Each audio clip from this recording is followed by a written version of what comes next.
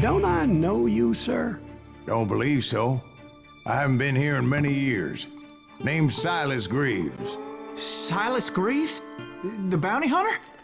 Used to be. Well, what are you doing here in Abilene? Just passing through. Got a little business to take care of. Well, sir, it would be an honor if you would allow me to buy you a beer. Hell, son, it would be my honor to drink it. I'm Molly. Howdy. I'm Dwight. That's Jack and Steve. Ben's behind the bar. Oh, I bet you got some great stories. A couple. Any of them true? Jack, be nice. A few. What about your shootout with Henry Plummer's gang in Bannock, Montana? Is that where you started as a bounty hunter? That's what it says in this here dime novel. Don't believe everything you read in them dime novels, boy. First man I hunted was back when I was riding with Billy the Kid. You knew Billy the Kid? Damn right. That scrawny son of a bitch had no fear. Wouldn't back down for nobody. I heard he collected the 10 stars off any crooked lawman who crossed him. It was a war, boy. The Lincoln County War. And Billy promised his regulators would take the life of every bastard who helped bushwhack John Tunstall. Kid had a big chip on his shoulder and a hair-trigger temper. Made him dangerous as hell.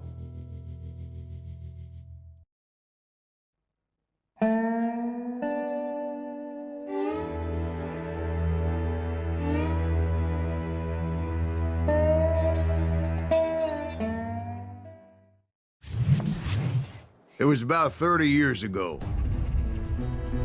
Billy was hiding out in an abandoned farm near Stinking Springs.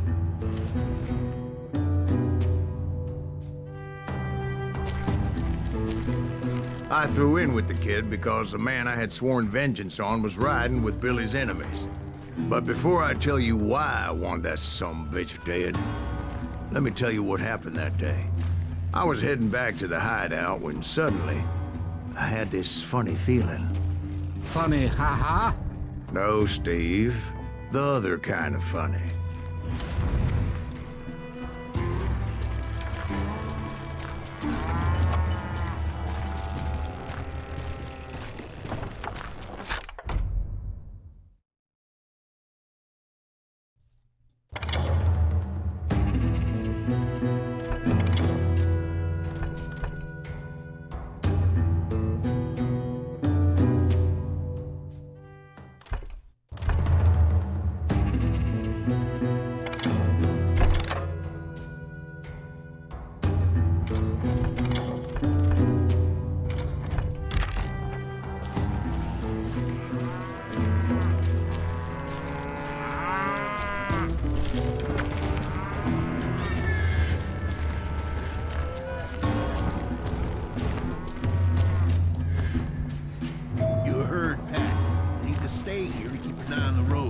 That's not fair. We're missing all the fun. I knew those two morons would never let me through. I had no choice. What the hell? Shoot that sumbitch!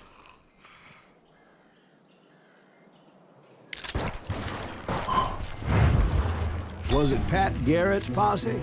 Oh, yeah. I heard the shots and I knew I had to move fast. Garrett and his army of deputies had surrounded the entire homestead. They're coming from the rear! I decided to help Billy and the boys out a bit. So that's just what I did.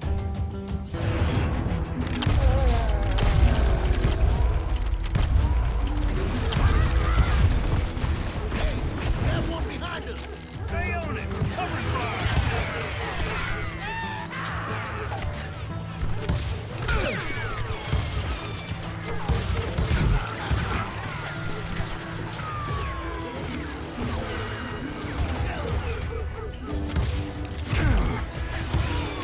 As the governor of New Mexico was paying for the kid's apprehension, Garrett was able to hire every gun hand in Lincoln County.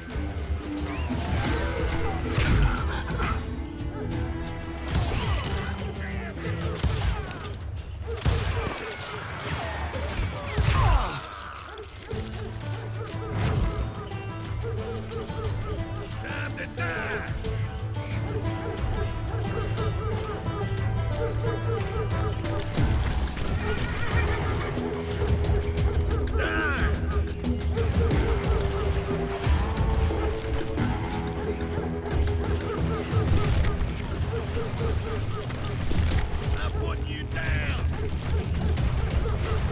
knew that going through that front door meant putting my butt in a shooting gallery, so I decided to get sneaky.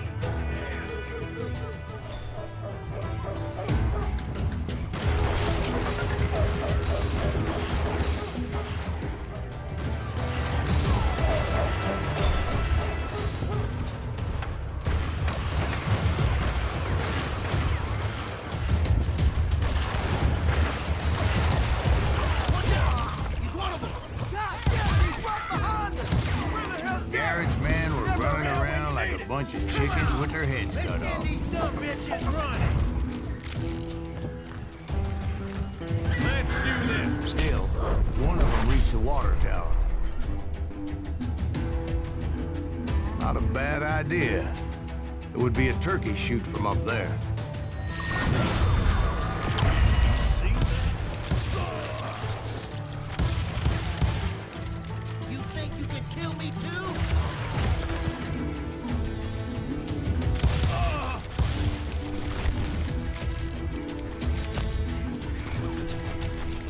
Luckily, these shooters Garrett hired weren't the sharpest tools in the shed. I got this. A lot of them were saddle tramps or sod busters or drunken drifters looking to make a few bucks.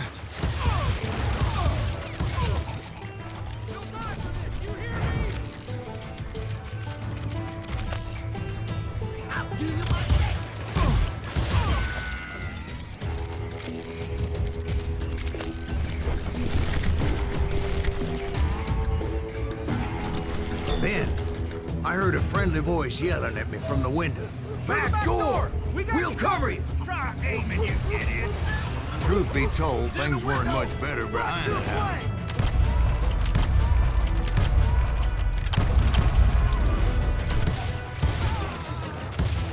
I cut their numbers in half, but that just made the ones that were left twice as mad.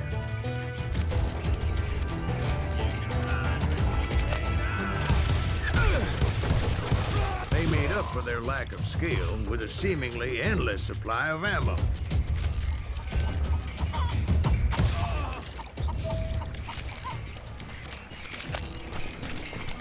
It was a bit of a slog, but I finally fought my way around the back of the house. And like that, I was inside, none the worse for wear. Deader than a rat in a trap. I passed Dirty Dave. You think you can kill me too? How about that? Huh? You like that?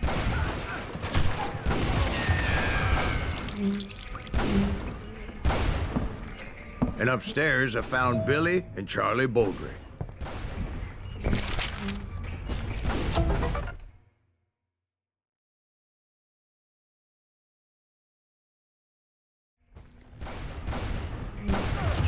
You think you can kill me too?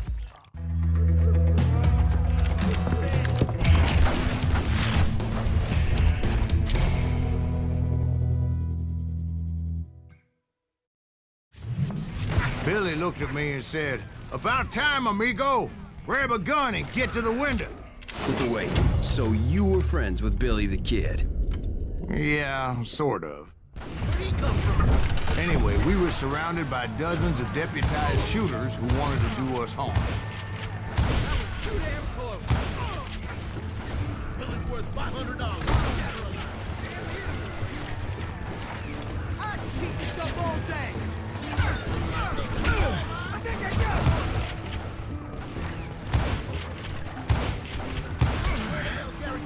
He's missing all the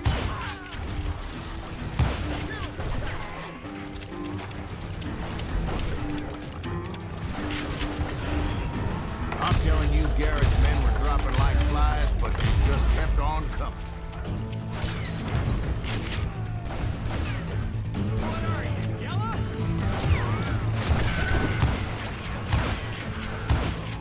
Shoot that bastard! That's when Charlie got hit. "They're catching us in a crossfire," shouted Billy. "Get to the other side."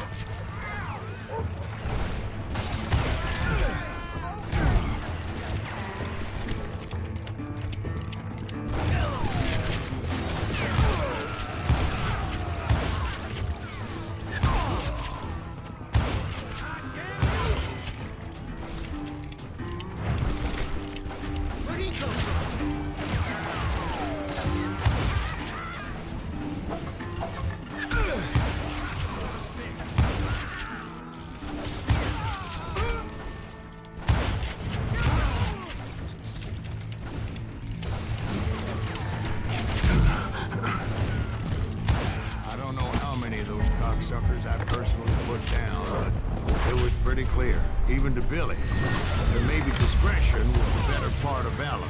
What's that mean? It means that it was time to cut and run. They got a Gatling, Billy shouted. Get the horses and bring them round back. I'll draw their attention. He directed that order at me. What the hell do I have to do? Many would have fled in my place. But I had that false sense of invincibility that many young men have. Like Jack here. What are you saying, old man? Jack, he is joshing with you now. Yeah, he better be. Mr. Greaves, please continue. Please, call me Silas, ma'am. Now, where was I? You were heading for the barn. Making my way past a passel of fallen logs.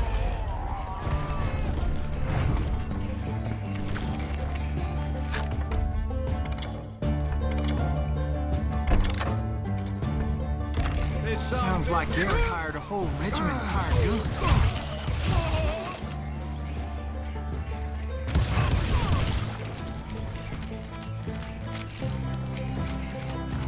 Yeah, and just when I thought I was done with them, one of these hapless bastards would pop up.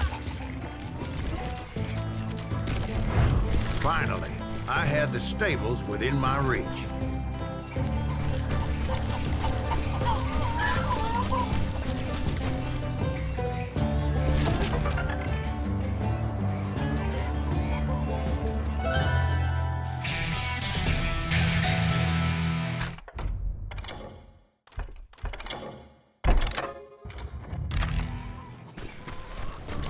And that's when I met Sheriff Pat Garrett. I read that you went toe-to-toe with him, sir. That backstabbing bastard with that tacked-on tin star.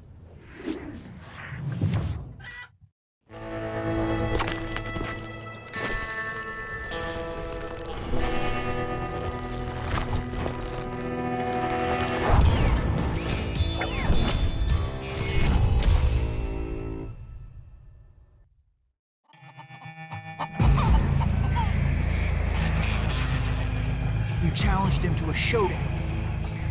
You read that in a dime novel? It said he showed no fear as he took your measure with eyes like a rattlesnake.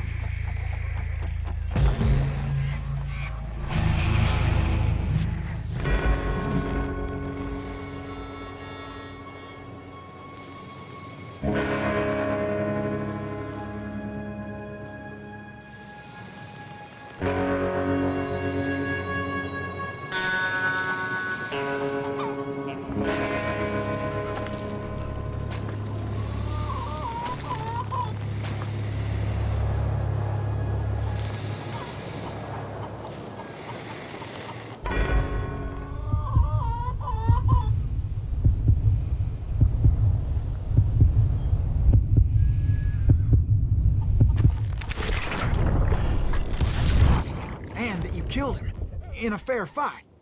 Is that what that Penny Dreadful said? No, boy. That ain't what I meant when I said I met Pat Garrett. So let me start again. I finally reached those damn stables.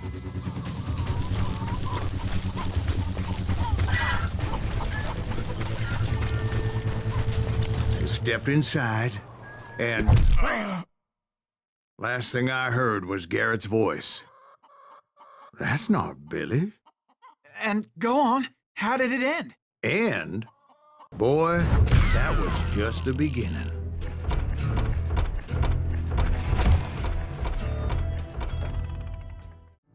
It's important to know that I was only riding with Billy so I could find the bastard I was after.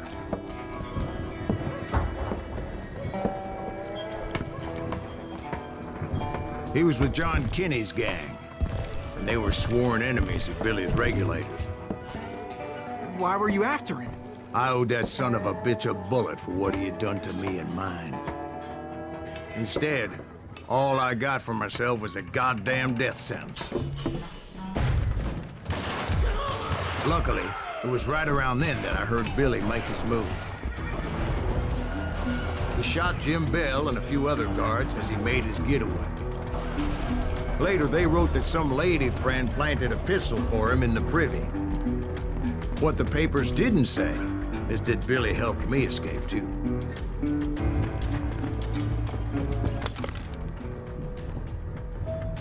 My first order of business was finding a firearm.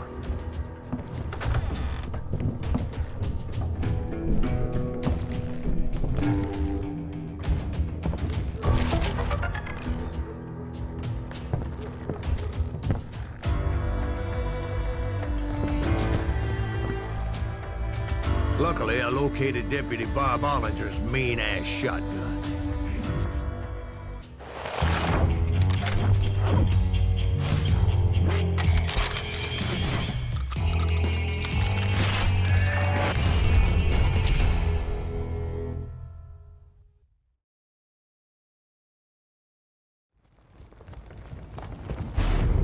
I saw Billy through the window, and he yelled that I should take to the rooftops to make my escape.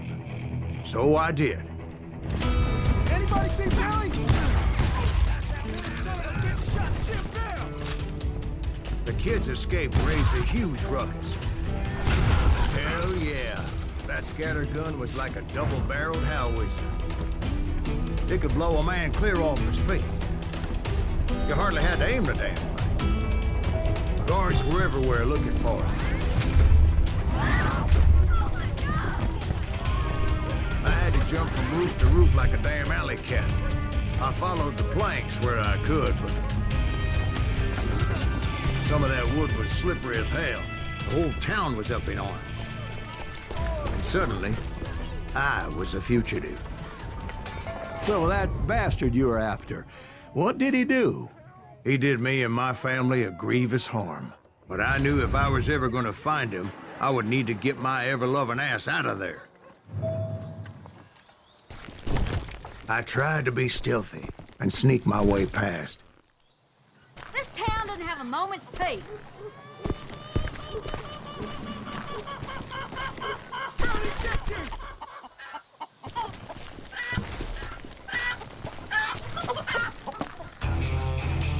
You! But hell, if they weren't all waiting for me. Apparently, some of them thought I was Billy.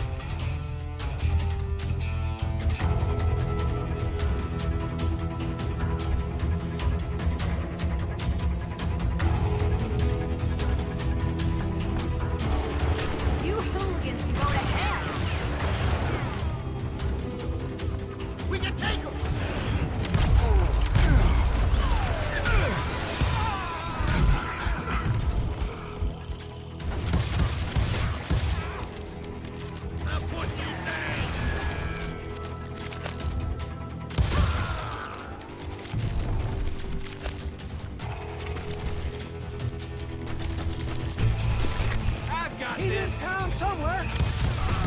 See, me and the kid shared a certain similarity in build and color.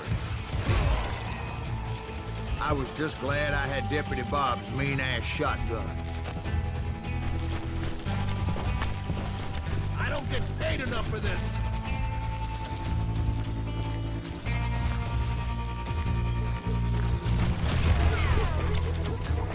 Give it up! You can run! They're shooting in the street!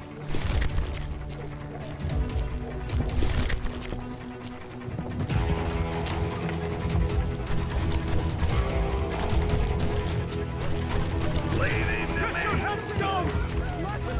There's children here.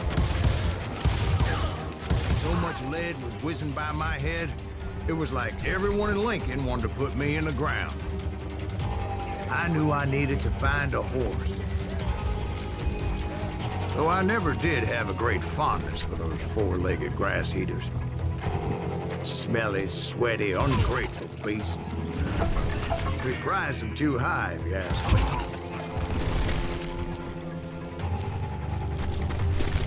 Had enough?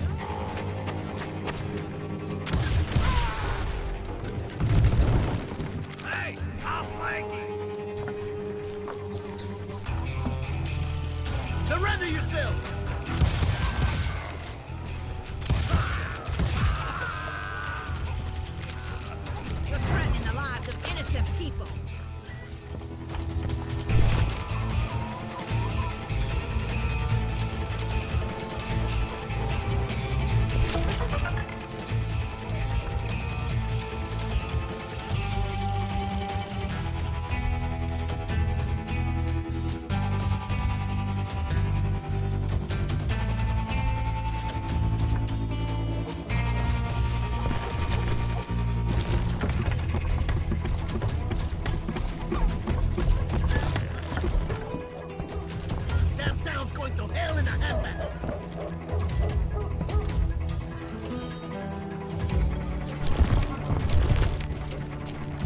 But where was the kid while you were busy getting shot at? Gone. And that's when it occurred to me why Billy set me free.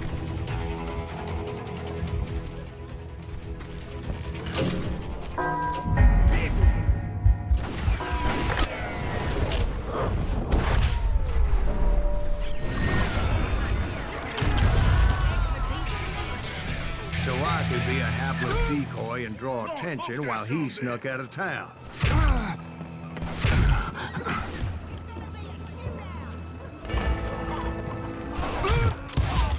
I knew if I made it out of there in one piece, no one would put a price on my head.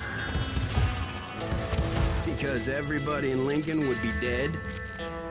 No, because they all thought I was Billy. And all that blame would fall on him.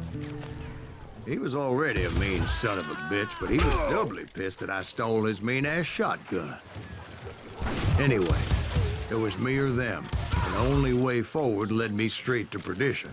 But the cards were dealt, and I had no choice but to play them. Guess you've had enough.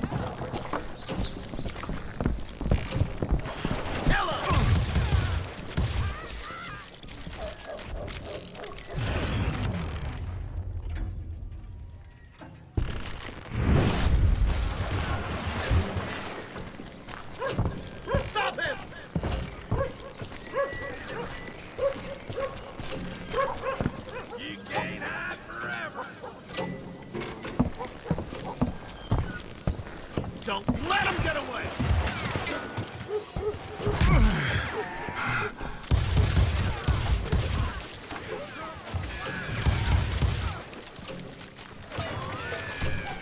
We're gonna be in deep shit when Pat gets back.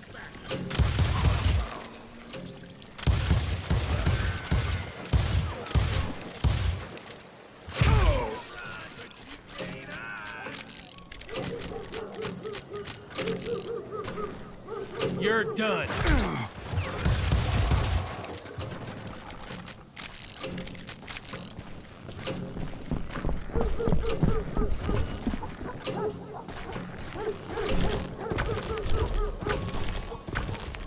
Come on out, you yell! Get the women off the street! Arm yourself! Hello! How the hell did he get away?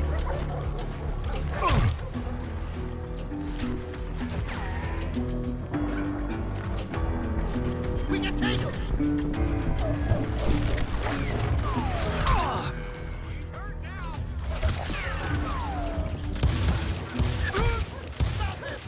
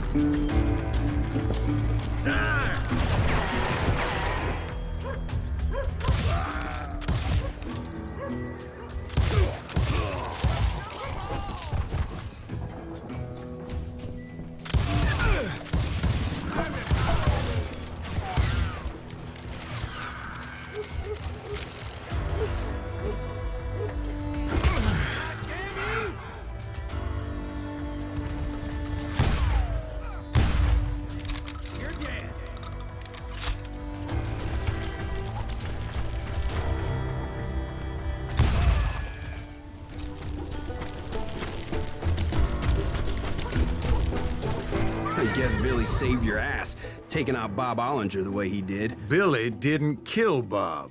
Well, sure he did. Dispatched him right after he shot Deputy Bell. No, sir. Because Bob came right up behind me, angry as hell that Billy had lit out. "Hello, Bob," I said. "I think you better let me go." And he says, "I don't think so, boy. Not with my shotgun." So we stood there in the middle of the street, eyeball to eyeball. He intended to kill me, and I knew I had no choice but to defend myself.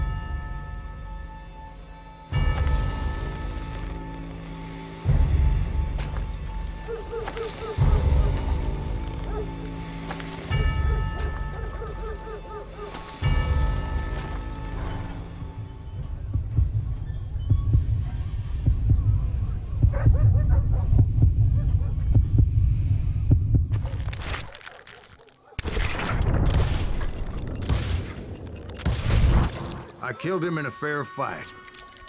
Everybody saw I had no damn choice. Well, Lincoln got a mite depopulated that day. Pat Garrett gunned down Billy 3 months later, so his escape was all for naught anyway. So where'd you go after Lincoln? Mexico. Until I realized nobody was looking for me. I ended up taking a job at the Rurales. The Mexican Rurales? I was hired to help them track down the cowboys. The most vicious outlaw gang in Cochise County? Curly Bill Brocious? Johnny Ringo? Led by old man Clanton himself. They must have paid you a pretty penny to take them hombres on. Not really. But truth be told, I had my own reasons for going after those boys.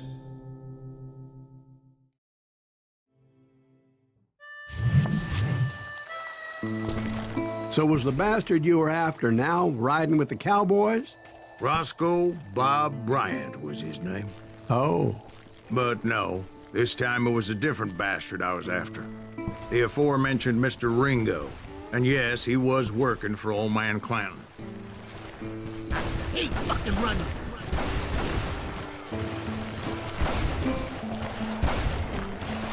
I came upon them robbing a stagecoach, which wasn't surprising, being they were such murderous thieves and bastards. The bandits wore red scarves, so I knew they worked for the old man. Over there! There!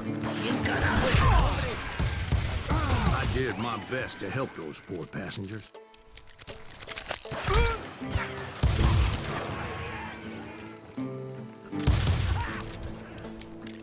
Shoot that running son of a bitch! Come on out, you yellow bastard!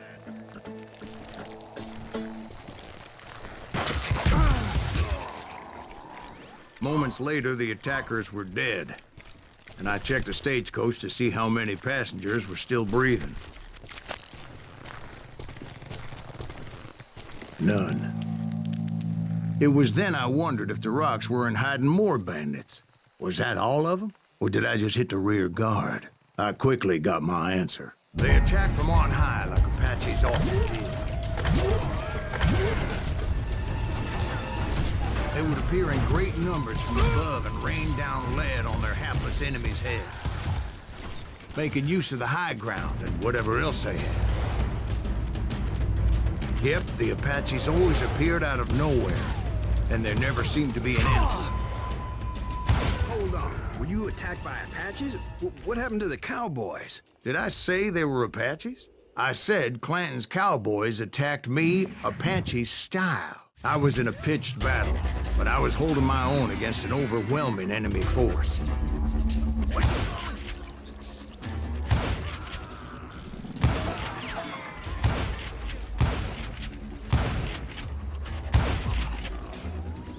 See, at the time, I was still pretty green and would often blunder into regrettable situations. But I just kept shooting at anything I could see up in those damn rocks. I didn't see Ringo, but I knew he was with the cowboys. He and Roscoe Bob had done me a dreadful wrong, and I was determined to have my revenge. But to get to Ringo, I knew I'd have to fight my way past these other assholes first. Unfortunately, I was running out of ammo.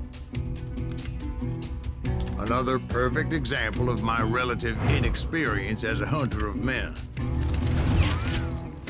I immediately knew that a tactical retreat was called for, as my vengeful fury was much less impressive without the bullets to back it up.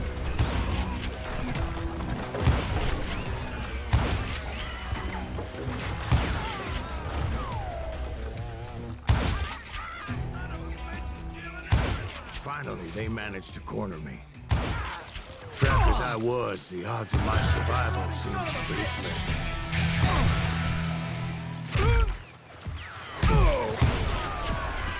Luckily, serendipity was on my side as I suddenly spotted a way out of my predicament.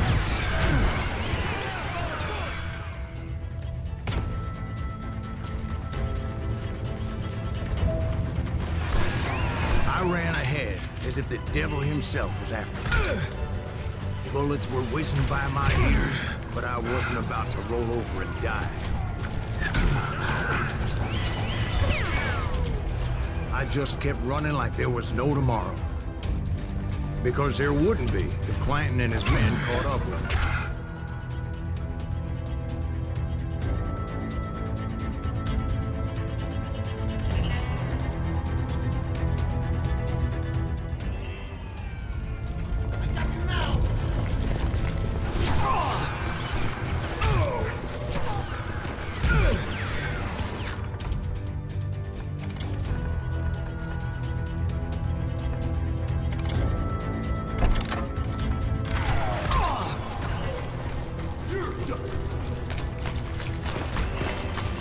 They were hunting me like I was game.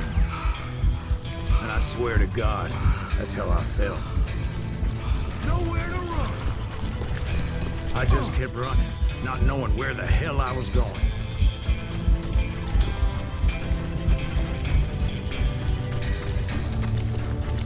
They're mine!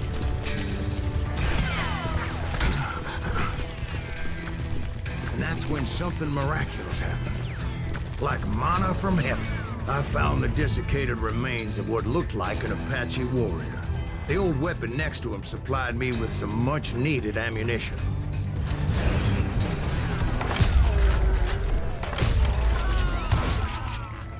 Bat Masterson once told me it was more important to be lucky than good, and he would know.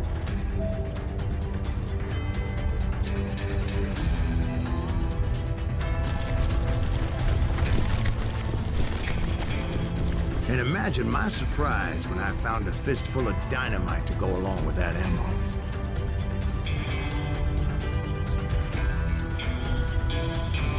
That stroke of good fortune evened the odds and bolstered my confidence. It was time to turn the tables. Time for the prey to become the predator. Time for the hunted to become the hunter. Time... All right, Jesus, we get it. They were right where you wanted them. That's right, Jack. No one's gonna find you here!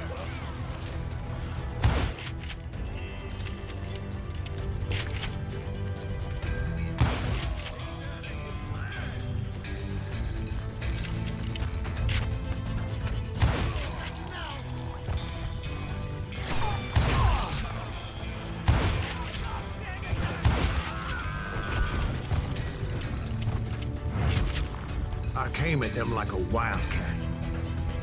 My fury knew no bounds. Hey, fucking run!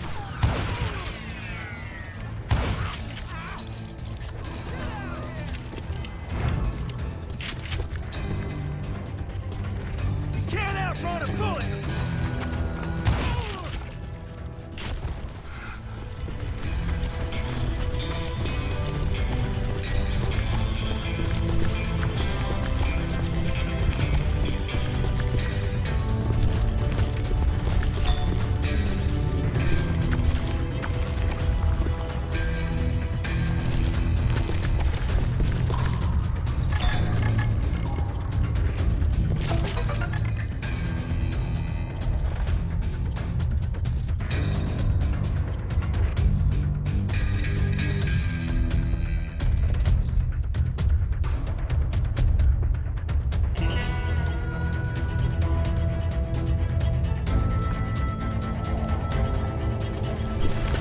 It was finally time for that old man to pay for his sins.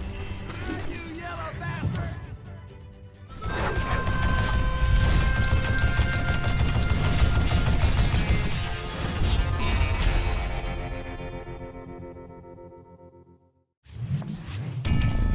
I yelled out at the top of my lungs, "Clanton, I'm coming for you!"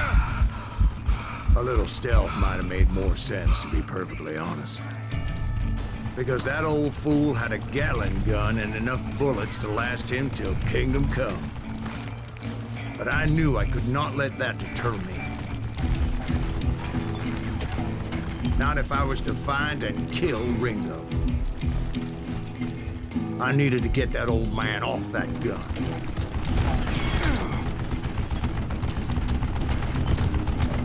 Damn, I gotta reload.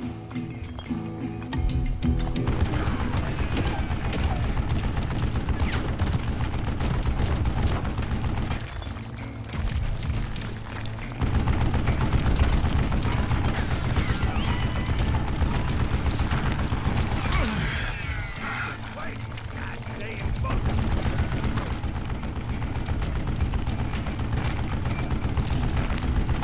Damn good traps and damn to death. Would you just die?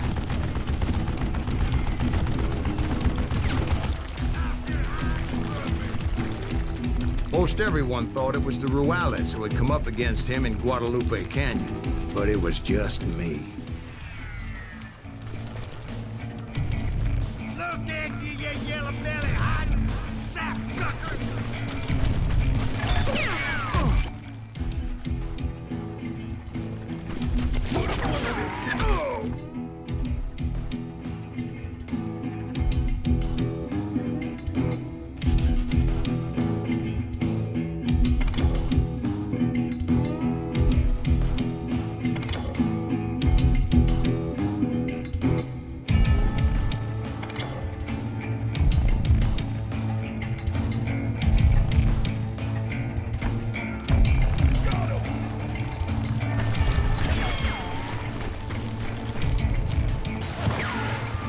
Why are you so afraid to face me, huh?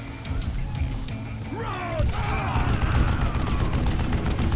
You stupid zombie!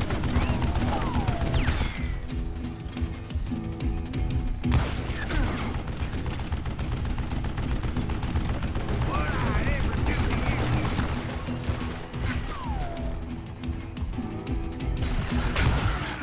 These are good men you're killing! Goddamn book! Show yourself! I don't know how you lived this long.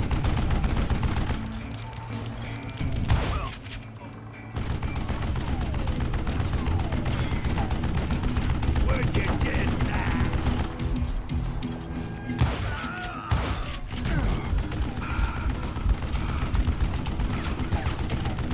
Hey, let's see what you made of, boy!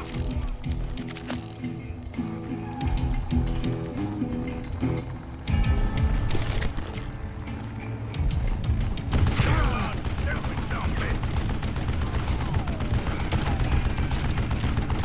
Oh, gotta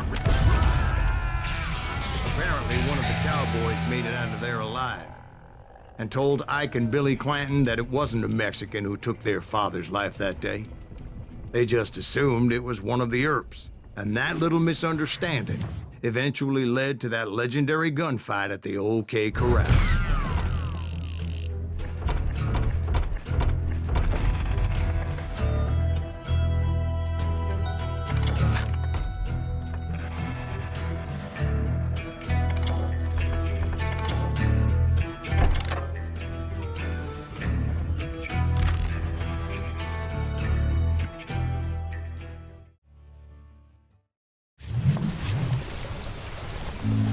A few weeks after that dust-up at the OK Corral, I was still after Johnny Ringo. I had tracked him and the cowboys to their hideout at a sawmill, and they were loaded for bear.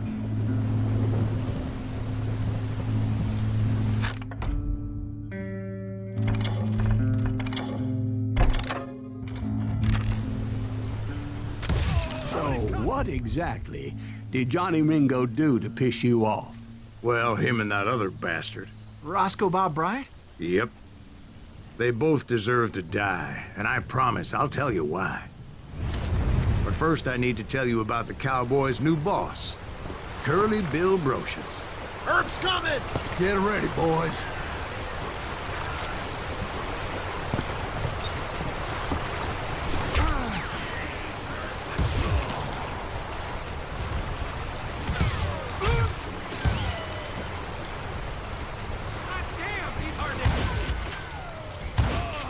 Curly Bill took charge of the Cowboys upon the old man's demise. And after that gunfight at the OK Corral, the Clantons wanted revenge. So they murdered Morgan Earp and grievously wounded his older brother, Virgil.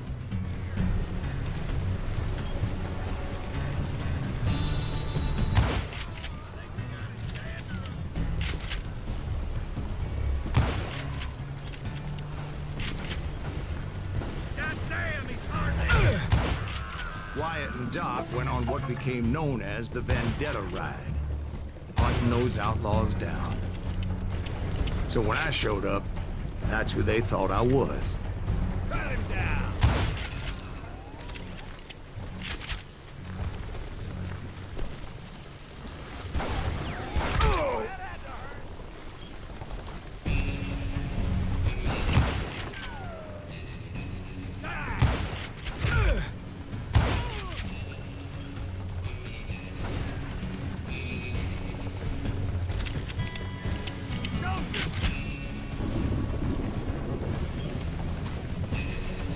It's you or me?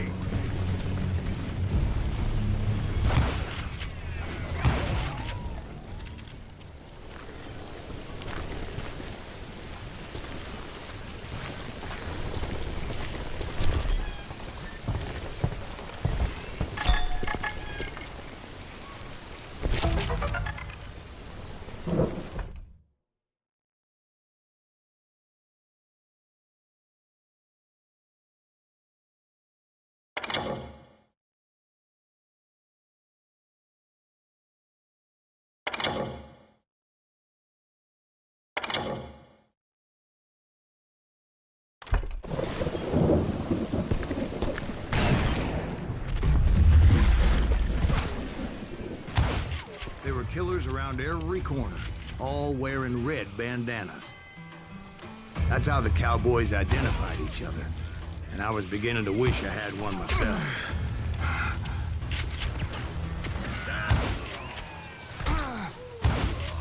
But I wasn't about to let Ringo walk away unscathed.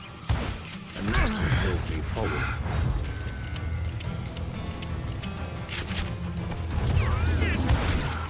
They say that Ringo was infernally fast. I hardly saw anyone faster, boy. Certainly not Wyatt Earp. That man was all hat and no cap.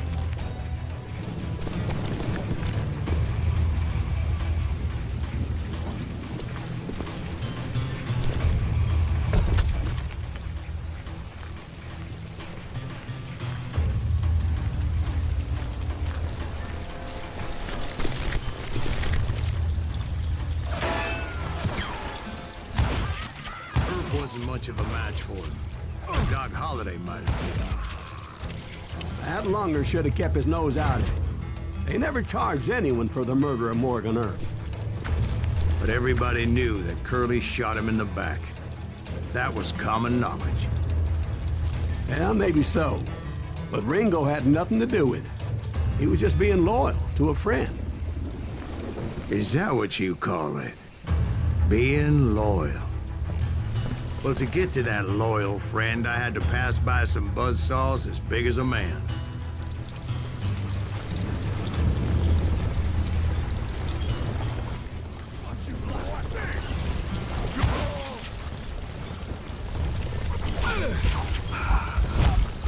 Excuse me, sir. I have a question. What's that, Dwight? After old man Clanton died, why didn't his son take over the Cowboys? Because Ike Clanton was dumber than a box of rocks and a yellow belly to boot.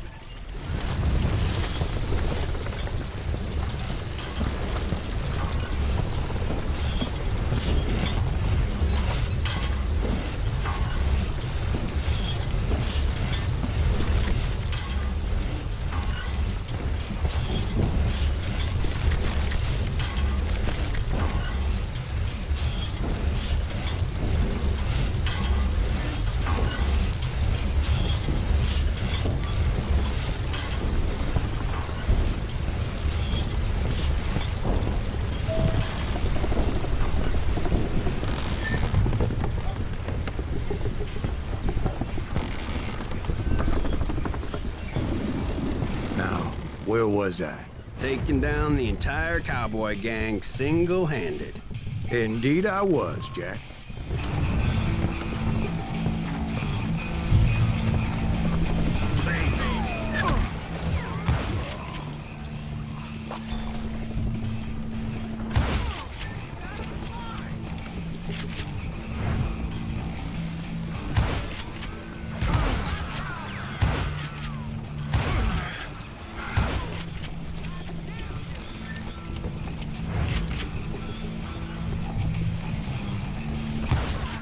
Though it wasn't easy, as those boys had good cover.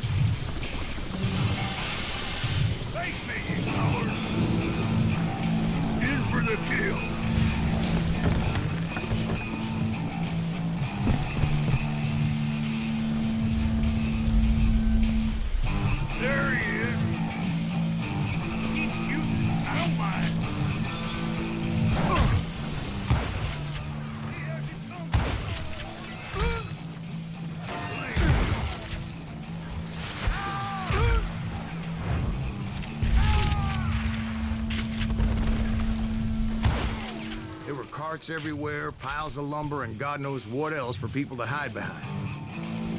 That really was one hell of a sawmill. Quite an impressive operation.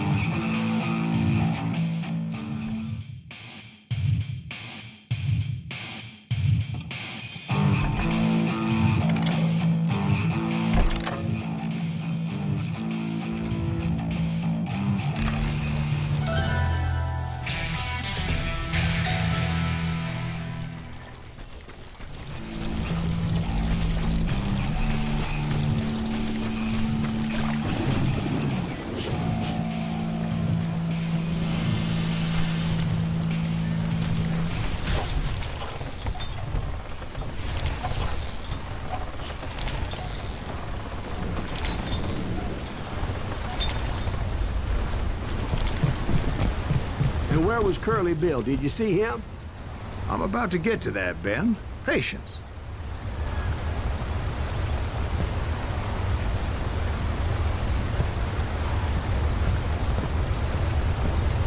painting a picture here. There was this beautiful waterfall and a crystal clear stream that led to a verdant valley that was truly... Consider your picture painted. What happened next? Well, finally the bastards that were still alive made a last stand.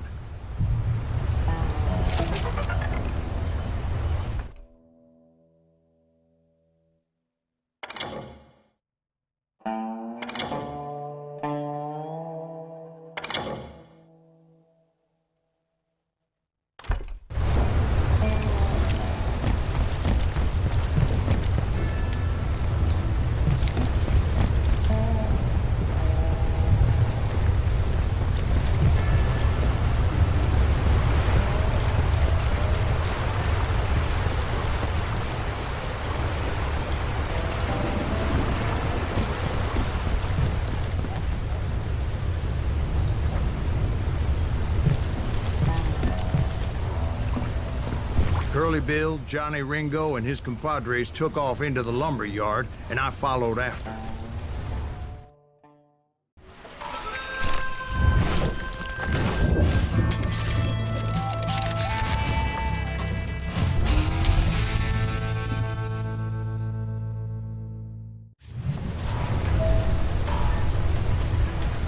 Are you saying they ran? Cowardice was not in Ringo nor Curly Bill's nature. No, sir. I never said they were running scared. They just wanted me out in the open. Oh, time to dance with the devil. You work as quiet, Barker. Is that something?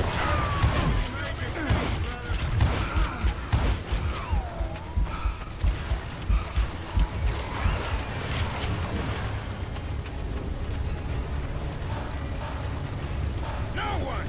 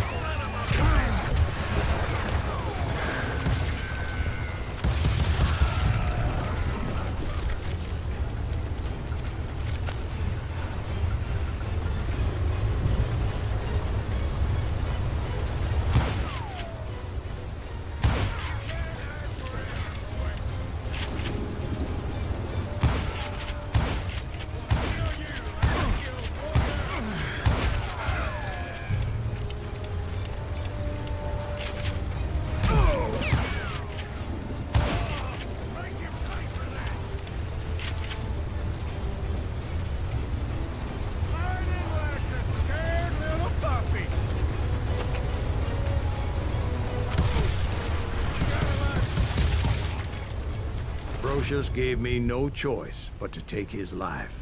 But Ringo was nowhere to be found. I knew you didn't kill Ringo, because he was found dead in a different location altogether. To this day, his killer is still unknown. Indeed. Took me a few months before I finally tracked his ass to West Turkey Creek Canyon.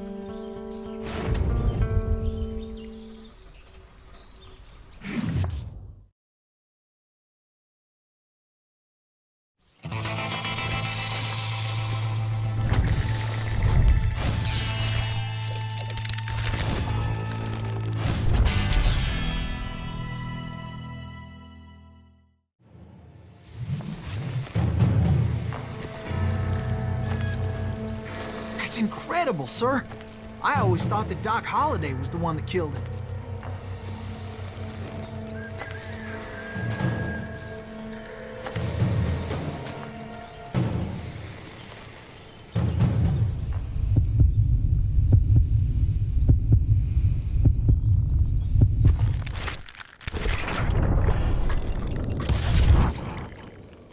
Sorry I had to ruin the legend for you, boy.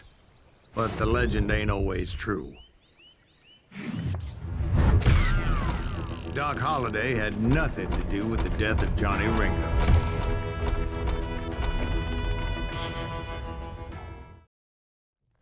I was paid a healthy bounty for Ringo and Curly Bill, and realized there was real money to be made. That's why I went after Henry Plummer.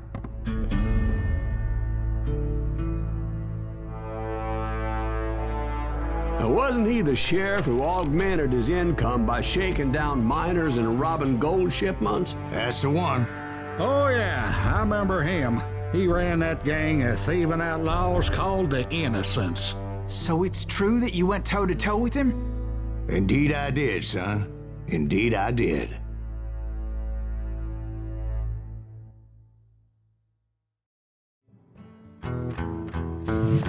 I knew I needed resources if I was going to track down Roscoe Bob Bryant, and hunting Plummer looked like a good way to get rich quick.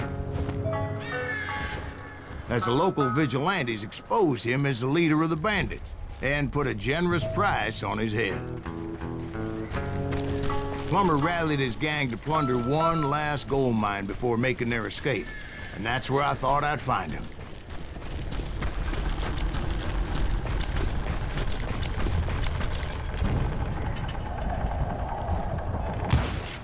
As my late father pointed out to me more than once, God made men, and Samuel Colt made them equal.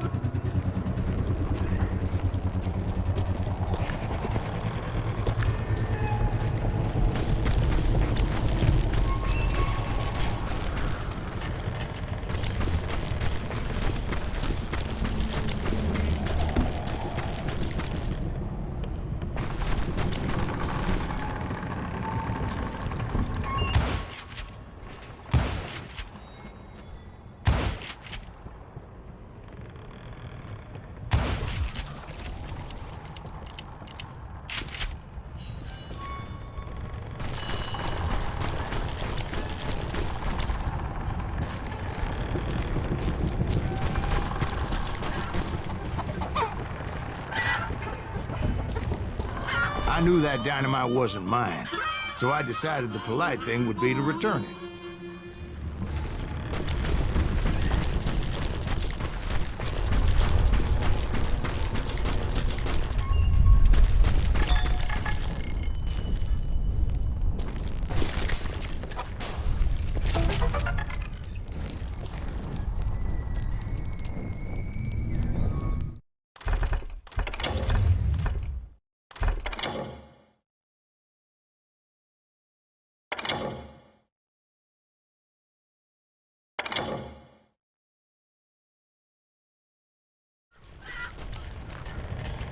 It was the biggest gold rush since Sutter's Mill in '48. Unfortunately, prospectors weren't the only ones drawn to those riches.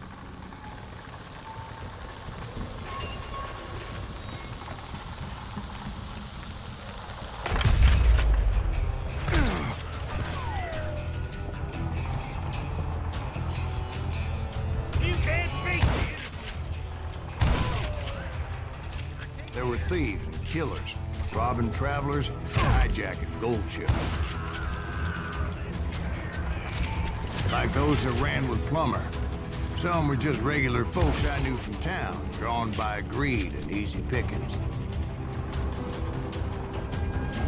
Charlie Crow, the blacksmith. James, who worked in the stable. Sam and Jeremiah Barber, the butcher's sons. Ordinary citizens who lived a double life. Stealing and thieving, murdering their neighbors.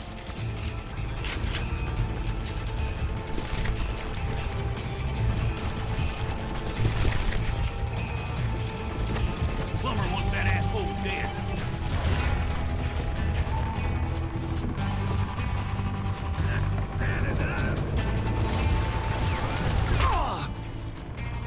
This is our gold now.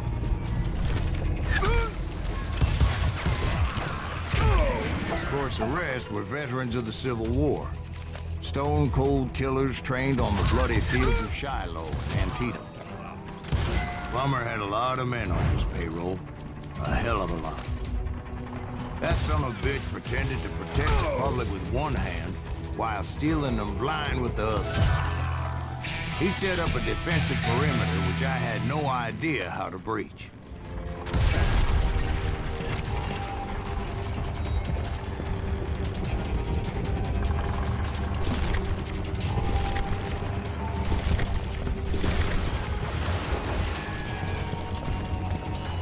You can't beat the innocents.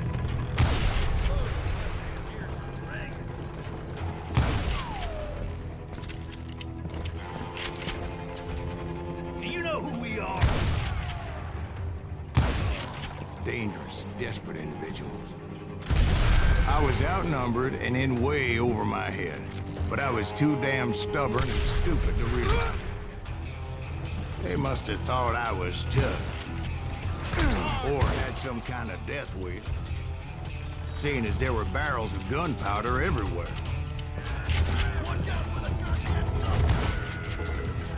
One stray bullet, one stray spark, and I'd be blown to hell and gone. Did I have any second thoughts about what I was doing? No. I do not deserve to die like this.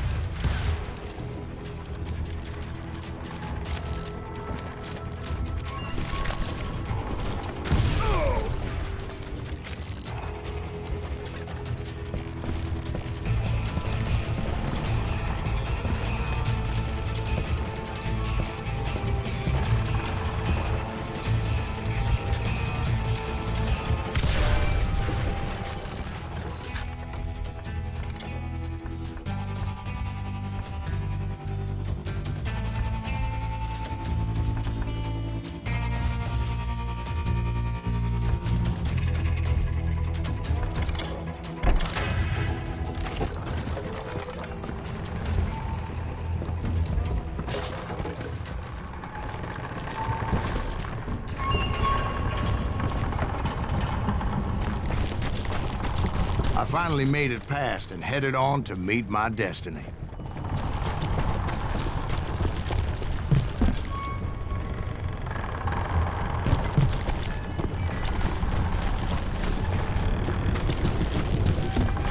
But first, I had something I needed to figure out.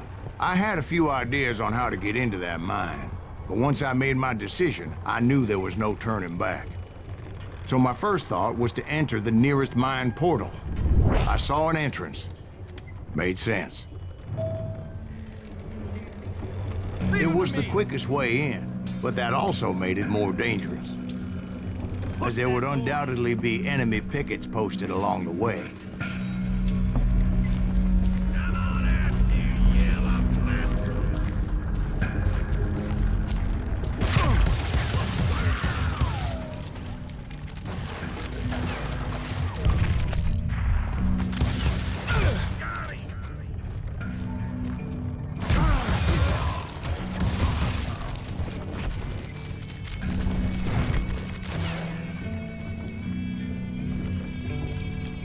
Had enough? How you like that?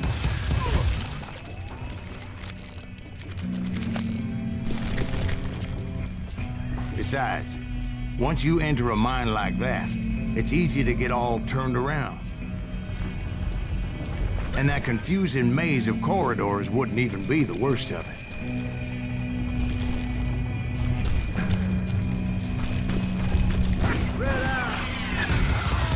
Some of those shafts could be as deep as hell.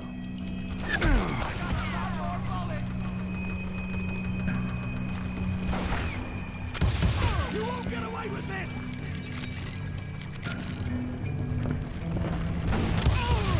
A single stumble or misstep can easily end in a deadly plunge to oblivion.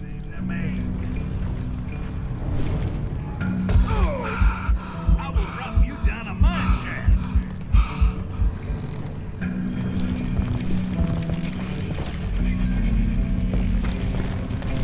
Time to blow your shit up.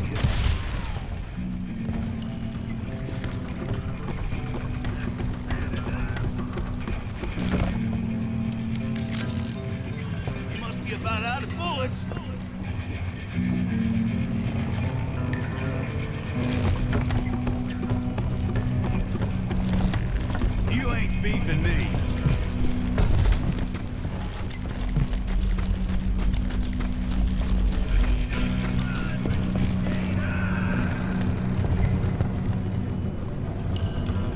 I do not deserve to die like this.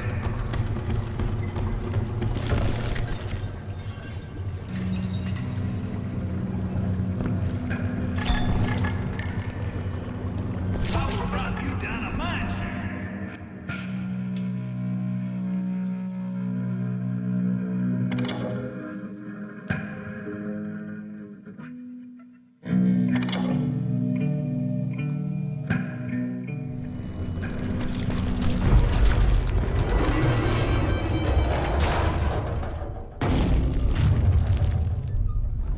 I would just need to be careful not to blow myself to kingdom come.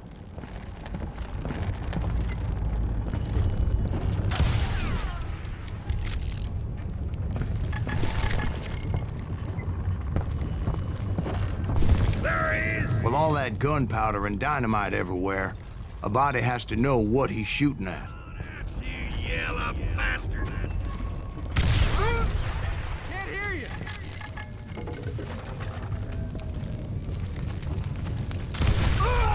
All it takes is one tiny spark, and boom.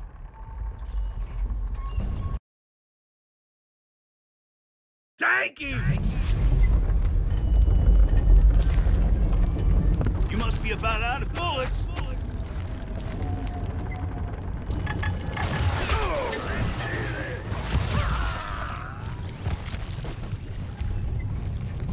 Put you down.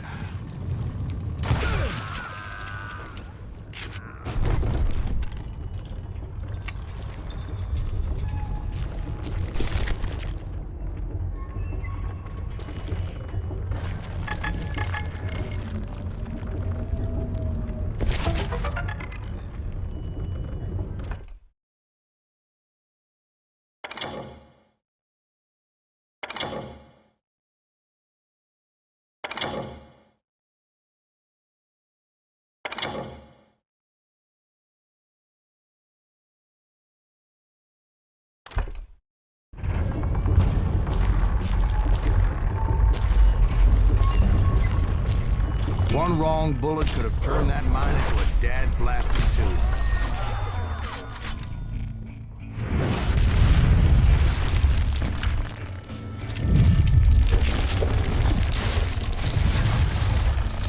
I freely admit that my plan of attack was not just moronic, but clearly insane.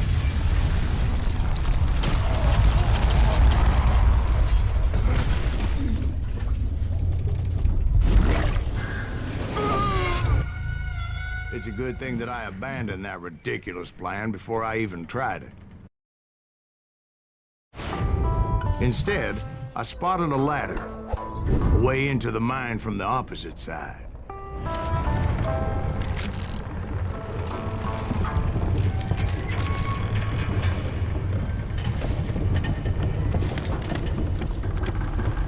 It was a long way around, but that approach seemed more sensible at the time. Of course, being I had a problem with heights, that scaffolding scared the bejesus out of me. Climbing down that ladder required some caution, because even though I had a younger man's reflexes,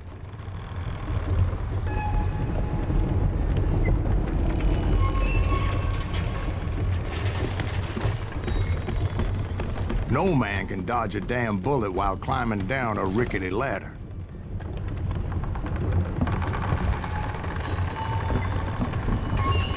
I needed to make a leap of faith, which ain't easy when you're suspended between heaven and hell.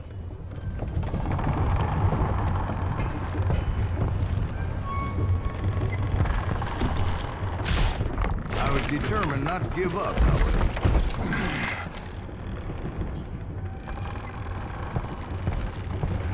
That Sheriff Plummer seemed quite the despicable character. When the vigilantes discovered what the sheriff was up to, people were outraged. That 10,000 they put on his head would go a long way to helping me find old Bob.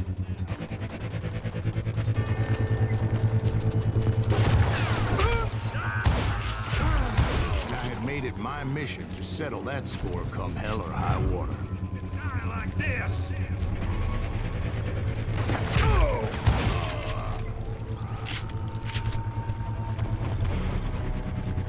But first, I would have to make a choice. Take the elevator or climb the ladder.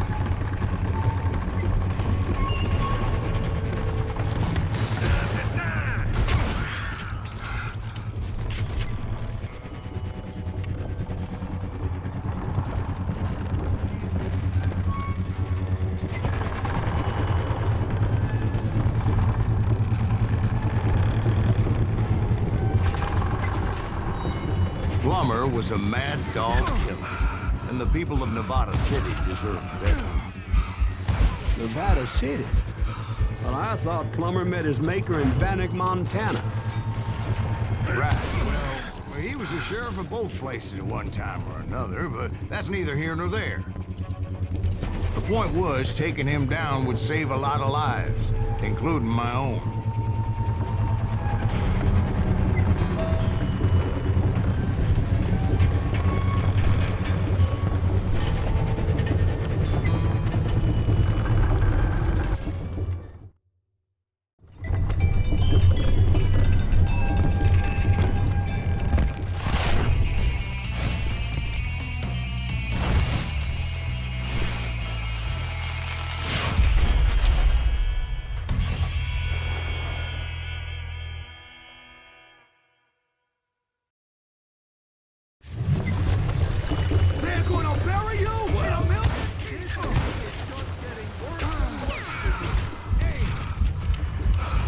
Plummer was clearly unhinged, and I could see right away that this was gonna take some doing. Lucky shot. This is gonna hurt. Oh, guess you bad enough. I can shoot too.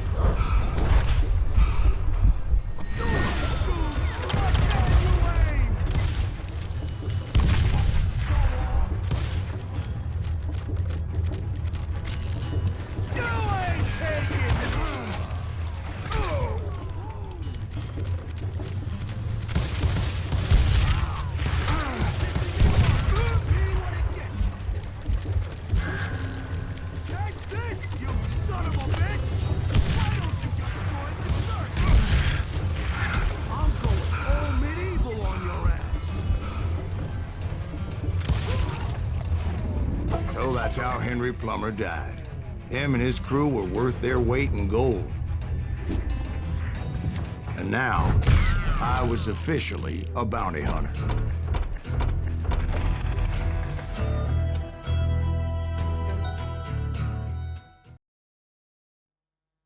So, did you finally go after that Bob feller? Well, I heard word he was in Kansas with John Wesley Hardin. So that's where I went. Where in Kansas? Abilene. Why do you ask, Ben? No reason. Was Hardin as fast as Ringo? Ringo was fast, but John Wesley was as fast as the devil himself.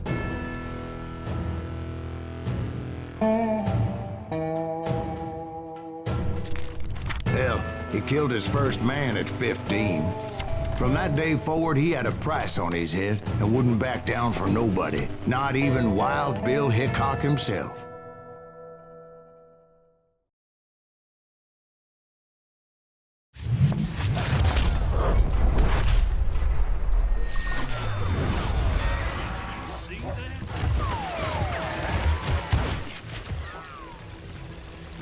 I was there with the intention of finding that bastard Bob and collecting the bounty on John Wesley.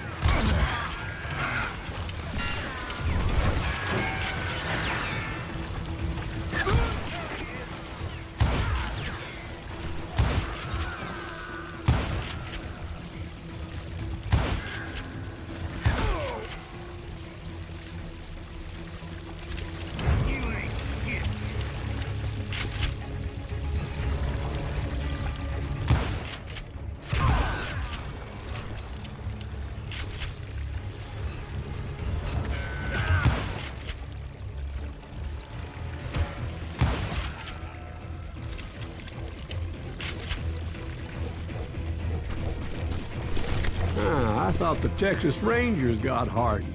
Yeah, that's what they want you to believe. It was coldin' a witch's tit and a brass bra that night as I fought my way past his loyal compadres.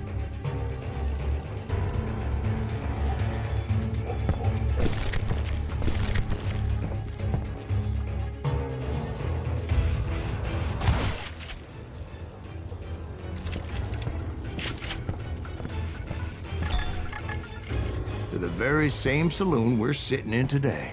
Look around and imagine this place painted in blood. Hardin was waiting for me, and...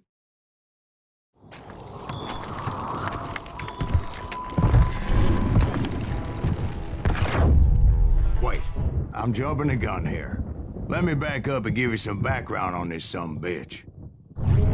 He deserves that much. Don't you think so, Ben? John Wesley Hardin was a killer. By the end, he confessed to taking the lives of 42 men. Fathers and husbands, brothers and sons, men with families who cared about them. He was a bona fide folk hero by then, and had amassed a gang of armed miscreants and other assorted thugs. He and his men set up camp outside of town, and I was hoping Bob was among them. God damn it! Shoot that son of a bitch!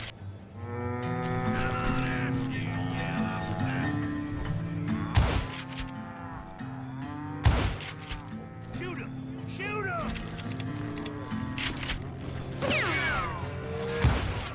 They didn't ask why I was there. They knew. Most of them were wanted as well. I figured Hardin was here somewhere, but to get to him, I'd have to get past his gun hands. And that was easier said than done, as most of them were as foolish and full of bravado as I was. I had to spill a lot of blood to find out Hardin wasn't in that camp. He was carousing in town with his closest friends. Hardin's boys apparently didn't want me to reach the Bull's Head. Some were hightailing it into town to inform their jefe of my unwelcomed presence.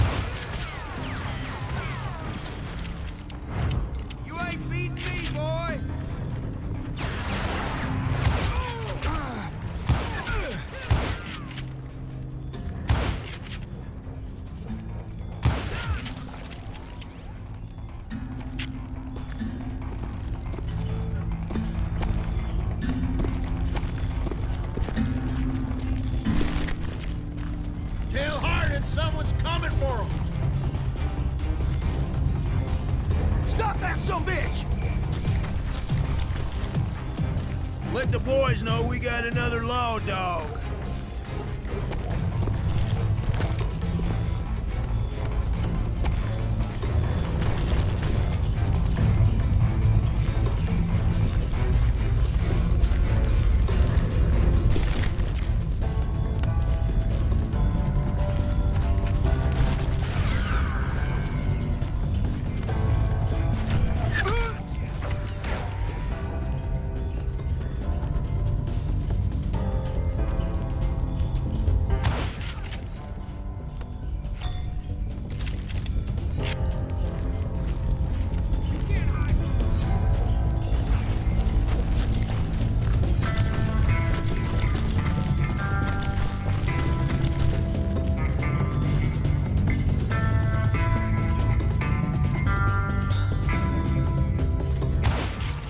I wondered if Bob was among them.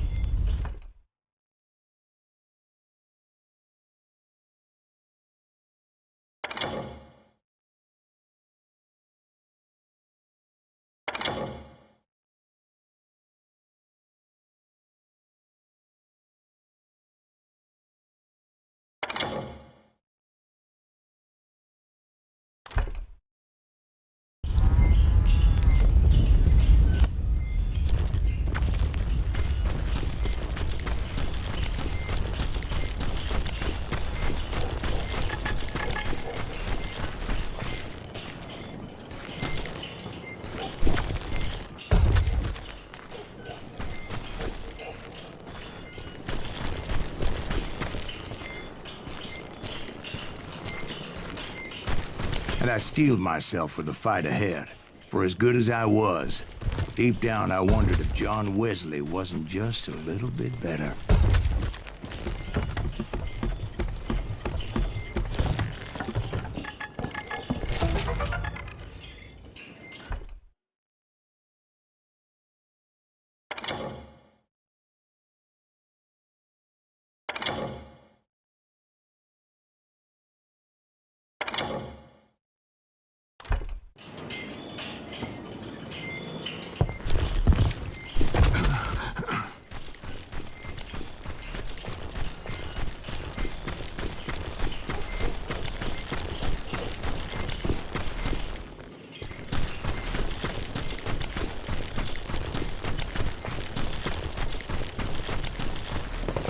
Before I could test my mettle against Hardin, however, I would first need to dispatch his cadre of hired killers.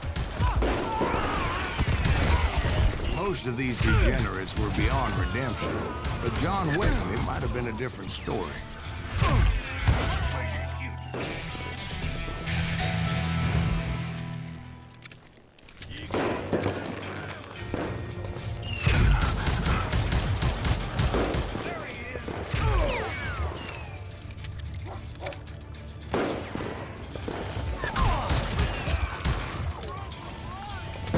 I didn't learn until later that that night was in fact his birthday celebration.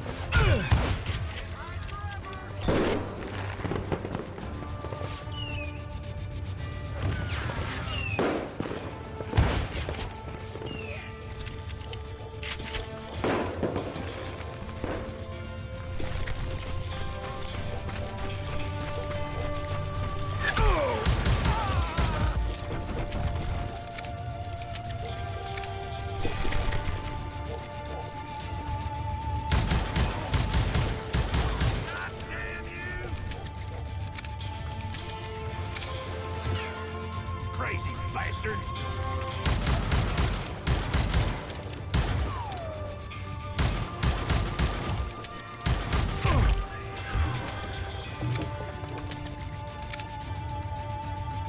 Hold still!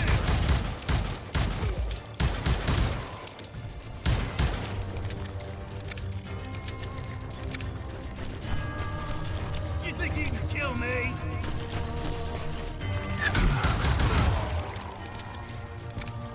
I think I already mentioned that I found Hardin in this very saloon.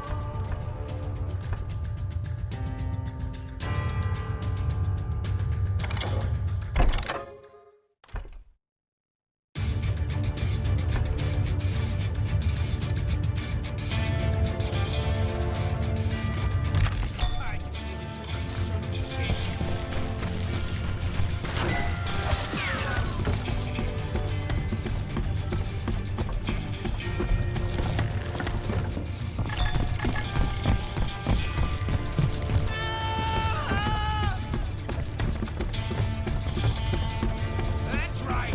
Run!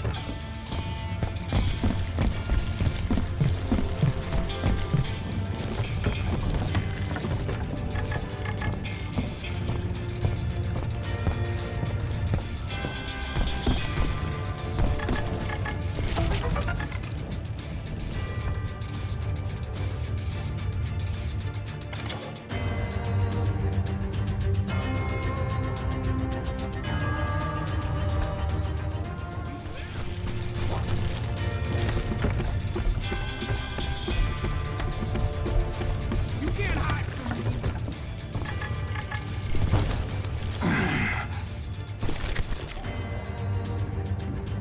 Suffice it to say, nobody there was happy to see me.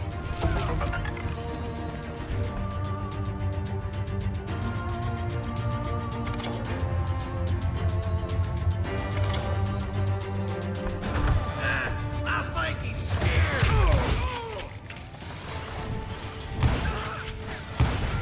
I think we're in trouble. Can't get a good shot at it. In fact, I felt a certain hostility.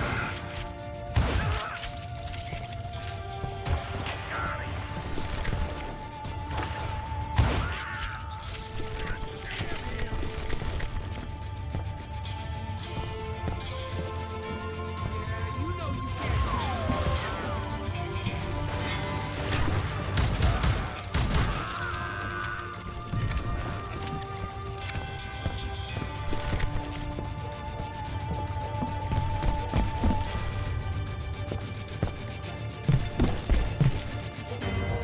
That's right.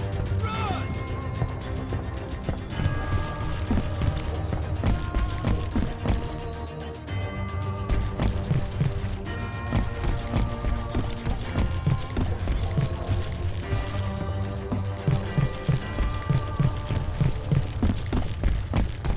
Hide you, bitch.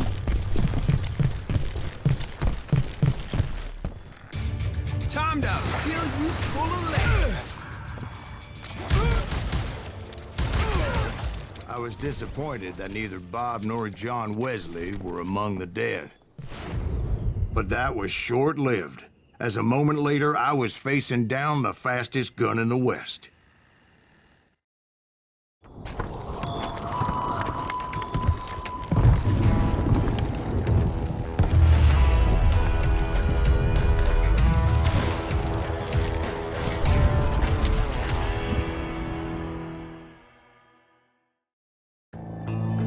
felt a bolt of adrenaline.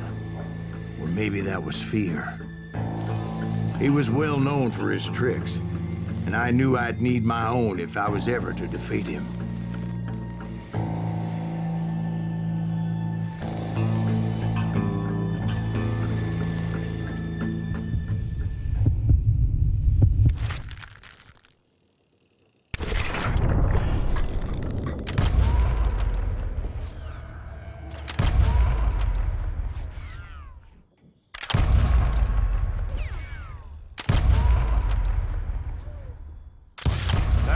Faster than greased lightning. But being inebriated as he was, he didn't count his shots. And now, he was at my mercy. So he didn't die? No, I sent him to prison. Years later, after he was free, some restless Avenger took his life. Shot him in the back at a saloon just like this one. Anybody up for another beer? Ben?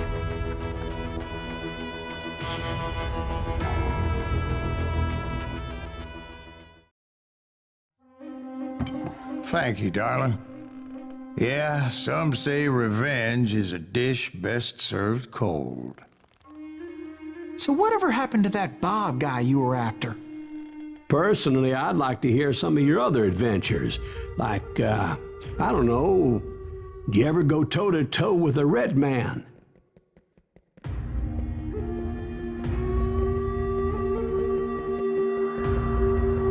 Yes, I did, Ben. I remember once I was after this renegade Apache, Grey Wolf. Strangely enough, revenge was also his primary motivation.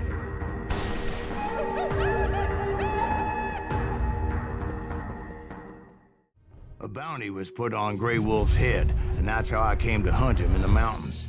Mountains so high they tickled the nether regions of heaven.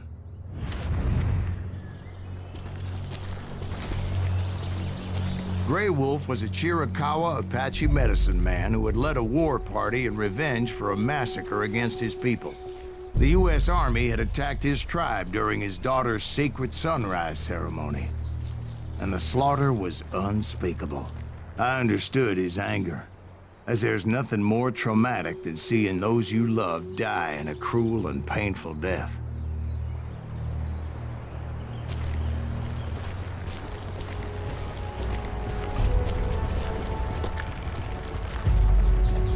Right from the beginning, I couldn't shake the feeling that Grey Wolf was watching my every move. He led a band of young Apache warriors who wanted retribution and were more than willing to die for him.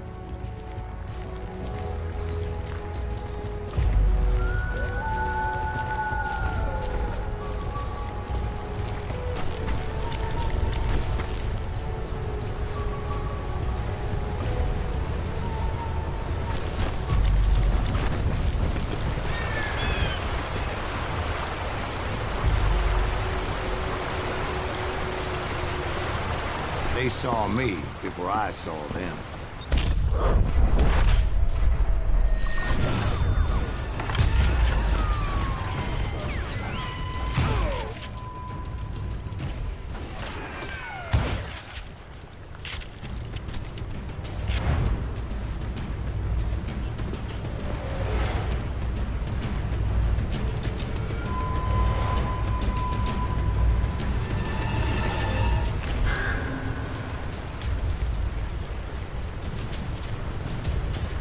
And it crossed my mind that maybe this wasn't such a good idea. But now that the shooting had started, there was no backing down.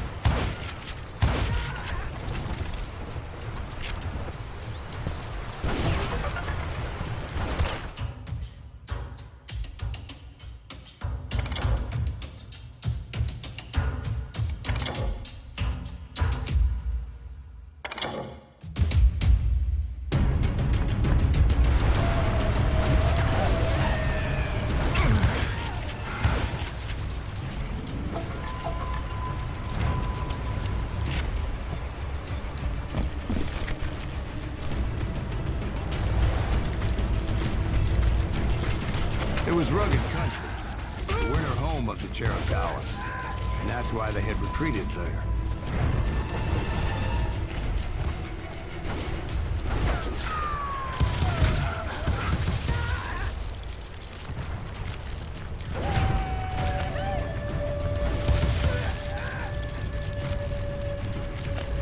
I admit to having some regrets about going after them the way I did. But then again, I got a lot of them.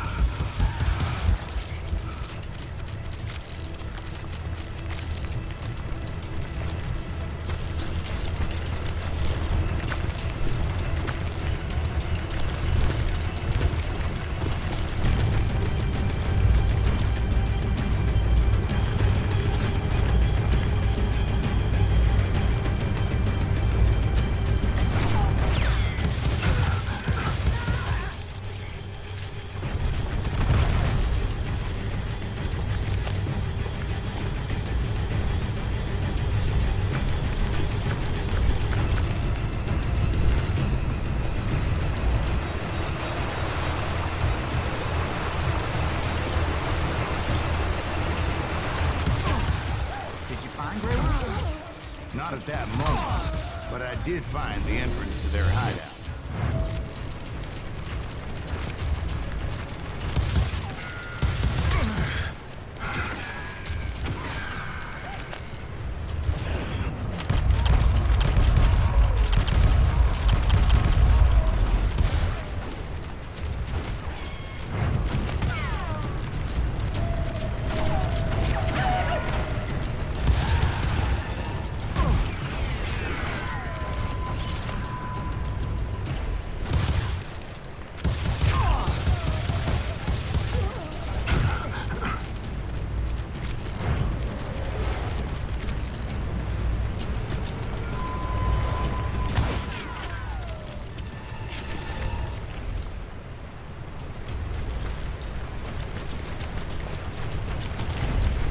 Deep crevice that led to a deeper cave. Don't tell me you went in there. Yeah, but it's not out of bravery so much as pure, angry cussedness.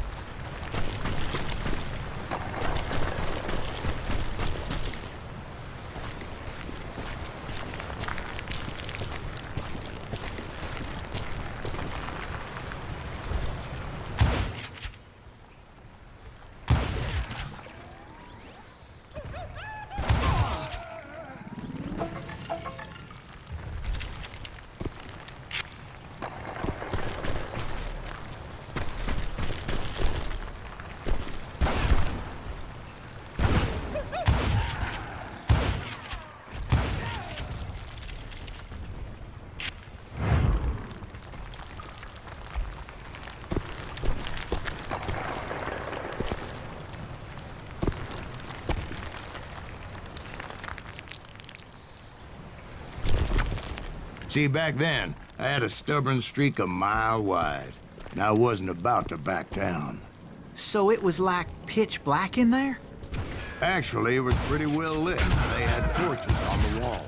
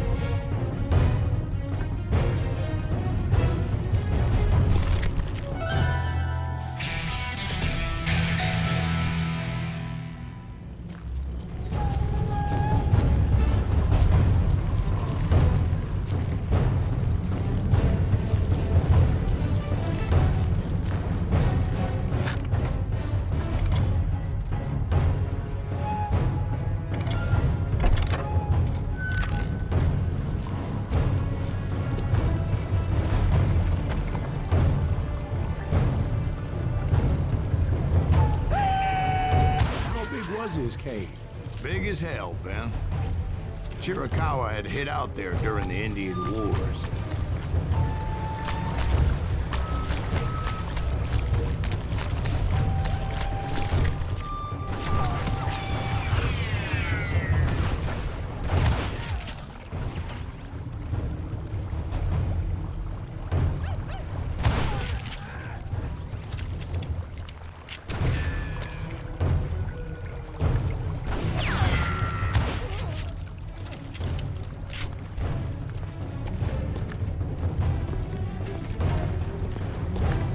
They thought it was haunted with the ghosts of those murdered by the horse soldiers. The cave was haunted with dead Indian ghosts?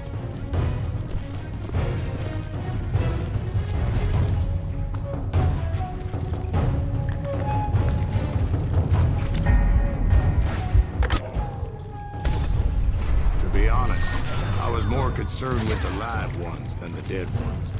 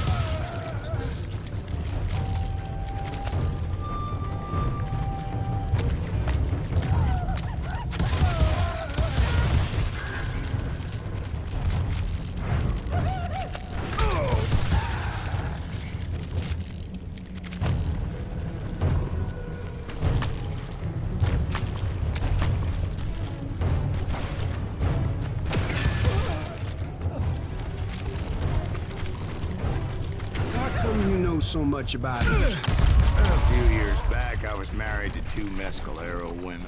At the same time? Yeah, they were sisters. Polygyny is traditional among the Mescalero. So what happened? Oh, I had to get out of there. Those girls never shut up. Both of them nagging at me all the time. Drove me half crazy. Haven't seen them since. No, I mean, what happened with Grey Wolf? Oh, well, I pursued him into the Cave of Death.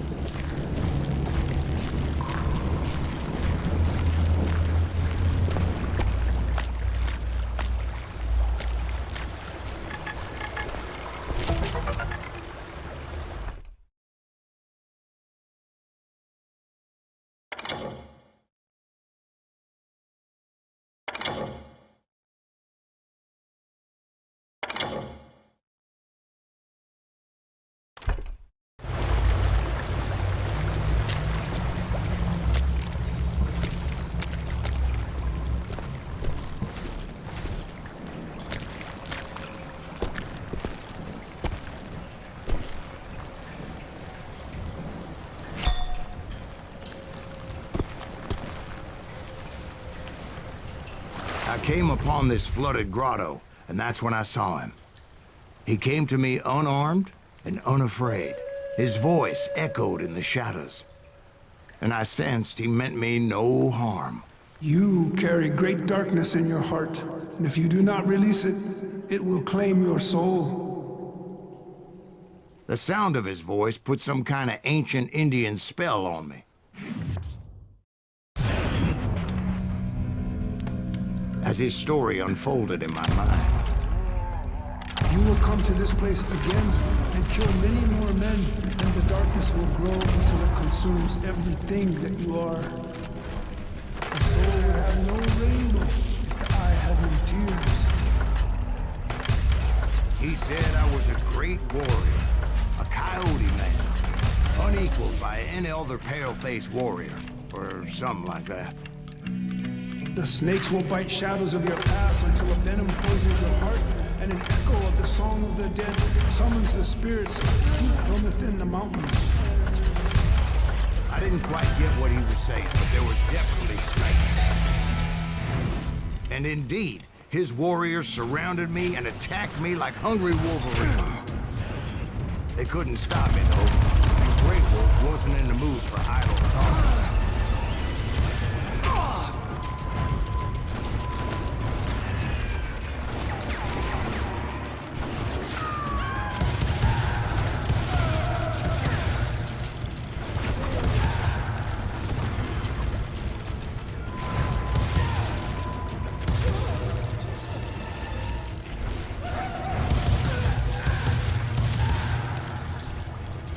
I swear I couldn't see any way out of this trap. But suddenly, one just appeared. Kind of like a miracle.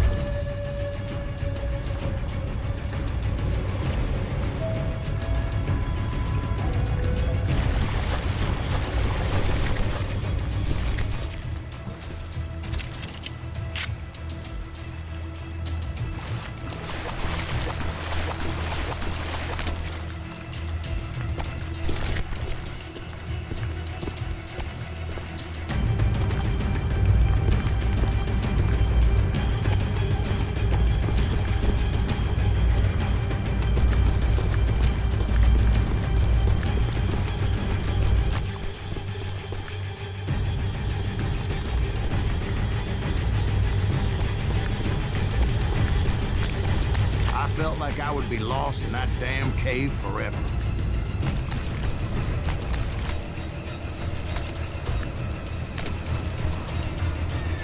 Finally, I found myself back outside, perched on the edge of a precipice, overlooking a thundering whitewater river. To get where I was going required several leaps of faith, but no way in hell I was turning back.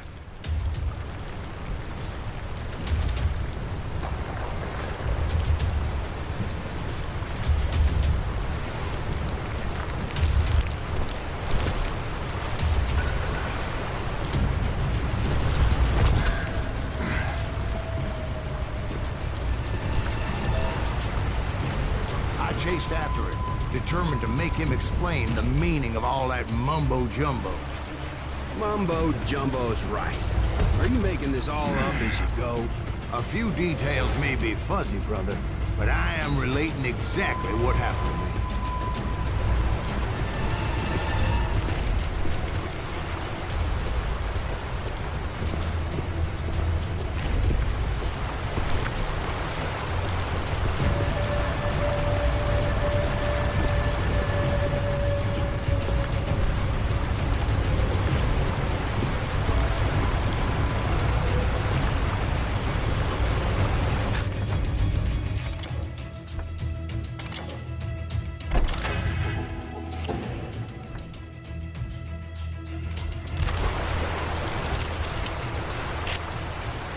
There were dozens of Apache warriors aiming at me from on high. Dozens?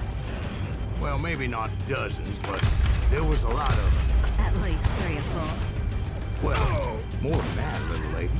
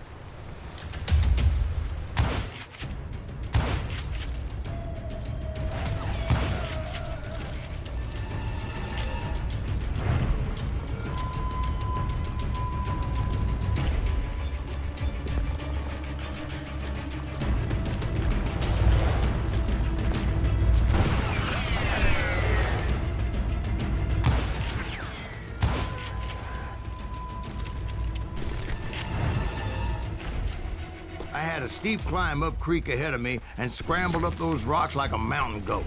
I was determined to locate Grey Wolf and find out exactly what the hell he was trying to tell me.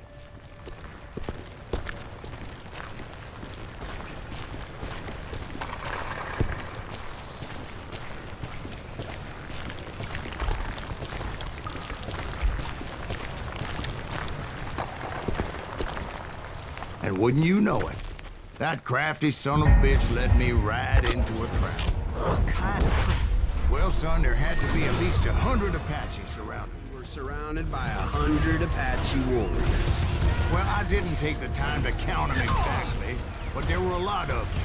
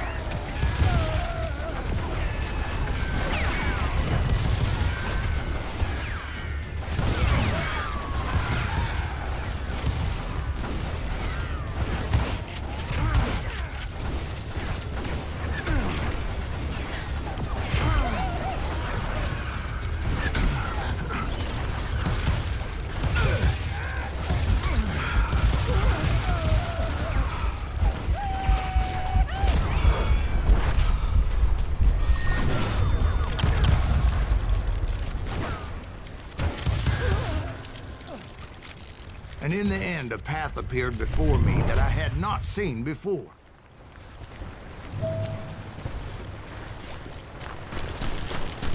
I followed it as I desperately needed to find out what Grey Wolf was trying to tell me.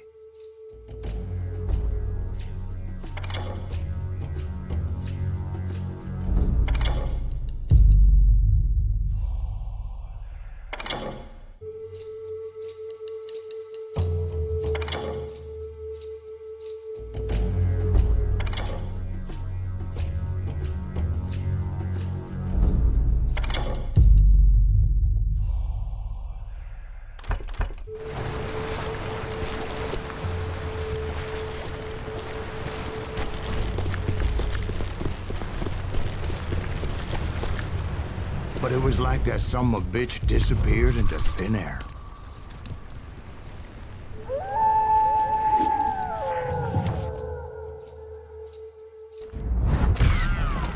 Never did find him.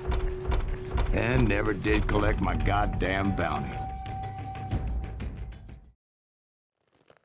Thank you, darling. It's interesting how the truth can sometimes seem, might malleable, depending upon your point of view.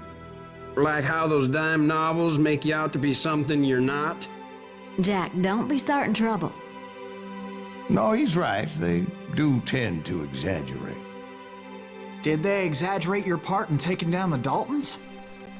Well, I was there in the flesh, boy, so I saw what happened firsthand.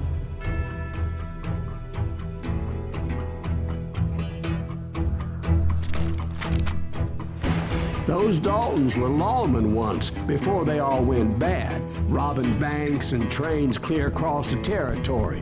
Until Coffeeville, of course. I was one of the citizens who took up arms that day. Fighting on the side of the riot? I did my best, sir. We all did.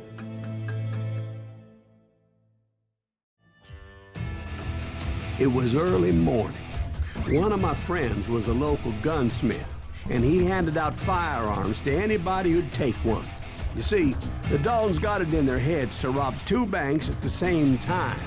2 banks on the same damn street. He can't stand against them.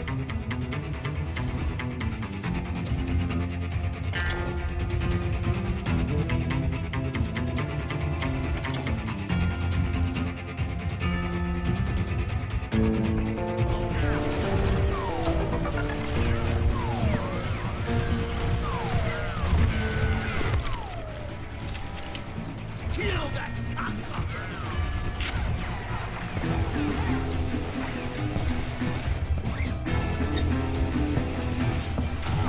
Get him, boy!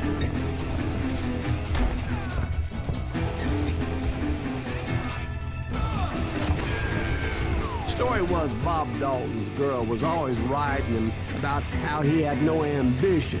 Oh, you're nobody next to Jesse James, she'd say. Finally, the bastard took his brothers to Coffeeville just to shut her up. Right. It's always the woman's fault. Well, the locals recognized the Daltons right off. Before they could get away, half the town took up arms to defend their property. Their first mistake was pulling a job in their own damn hometown. The boys grew up in Coffeeville, so everybody knew them. The bank teller tricked them, telling them the time lock on the safe wouldn't open till 9:30. Well, that gave the locals enough time to prepare an ambush for those sons of bitches.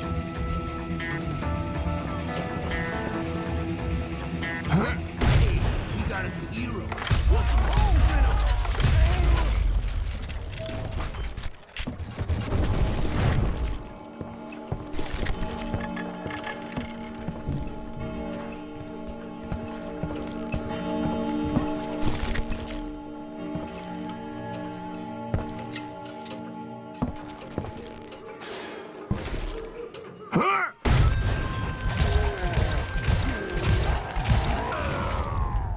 The brothers paid dearly for their stupidity, but everybody knows they had it coming. There's more to it than that. I read all about that day, so I know for a fact that it went down very differently. First of all, it was high noon. A posse of U.S. deputy marshals were on the rooftop across the street. Get ready, boys. They're gonna make a move. The lawmen had been tracking the Daltons for months. Now they finally had them dead to rights. Among them was a bounty hunter feared by many a lawbreaker. The marshals tried to get the Daltons to surrender. They'll give up eventually. We just gotta wait the son of the bitches out. This bounty hunter knew that the brothers were far too proud to ever lay down their guns.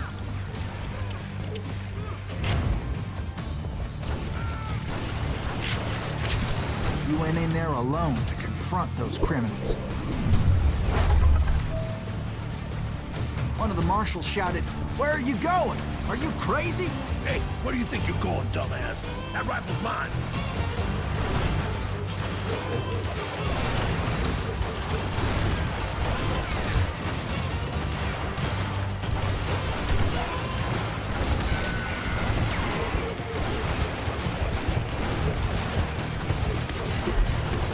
But he paid him no mind.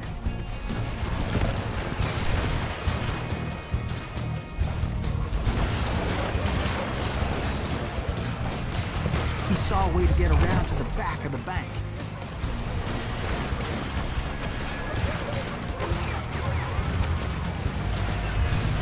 Then he figured out how to hit the Daltons from a direction they weren't expecting.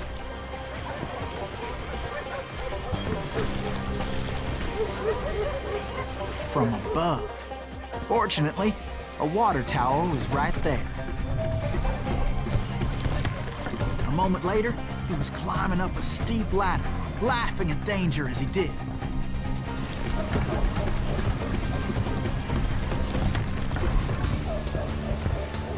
It was brave men like him who risked their lives to tame this wild country.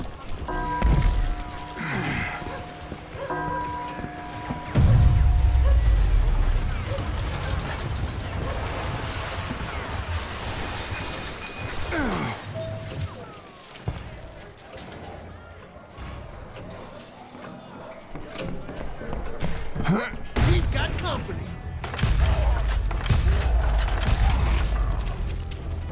Heroic men like him, who did what other men couldn't or wouldn't to make this country free. Like Jim Bowie and Davy Crockett, who died defending the Alamo. Is that Silas Greaves? Son of a bitch!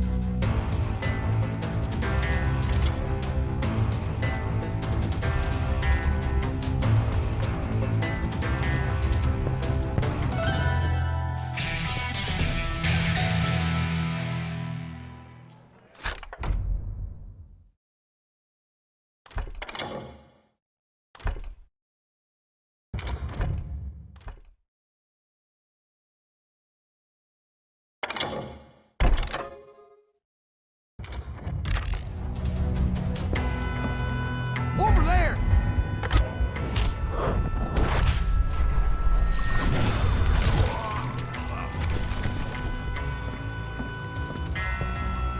Huh? That's Silas Greaves. What the hell? Blam! He came away victorious, taking down those thieving Daltons.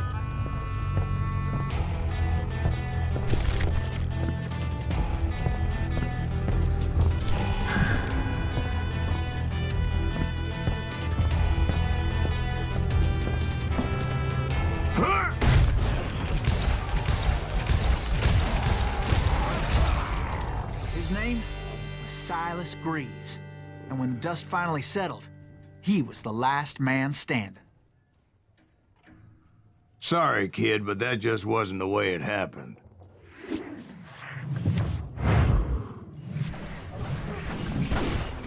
It was early evening, not high noon.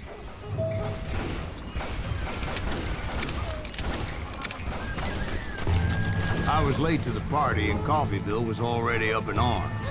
The Daltons blew up a safe, and were all set to hightail it out of there.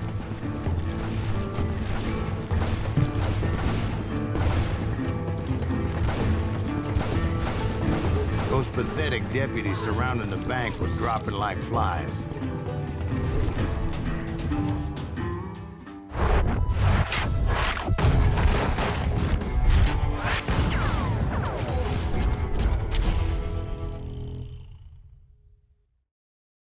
I had been tracking those jokers for months, waiting for them to do something reckless. And finally, they did. Those stupid bastards decided to rob 2 banks at the same time in the same town where everybody knew them. But they still had friends in Coffeyville.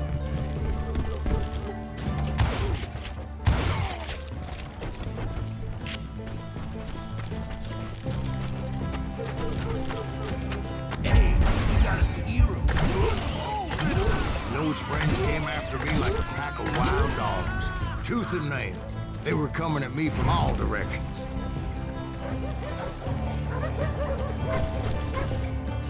I caught sight of the Daltons running with the money and didn't want to lose them. The problem was, they knew the town better than I did. And to top it off, I found myself in the middle of another shootout entirely. Did the Daltons hole up in somebody's house? No, it was the Smiths, I believe. They were cousins of the Daltons. And they were shooting at the Browns, who were shooting at the Daltons. Which wasn't any surprise, because those 2 families have been feuding forever. And since the Joneses are related to the Browns, they shot at the Smiths, pissing off the Heimhoffers, whose daughter recently married a Smith. Well, bullets were flying every which way as all the old feuds in Kansas caught fire all at once. There was a hell of a lot of pissed off people in Coffeyville that day. But that's just the way life is sometimes. Shit happens.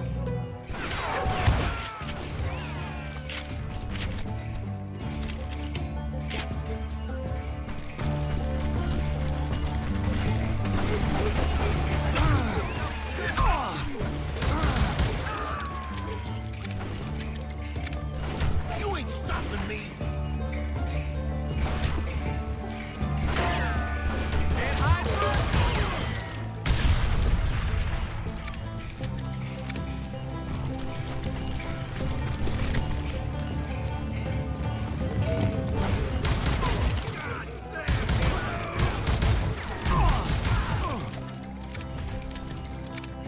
I'm ending you!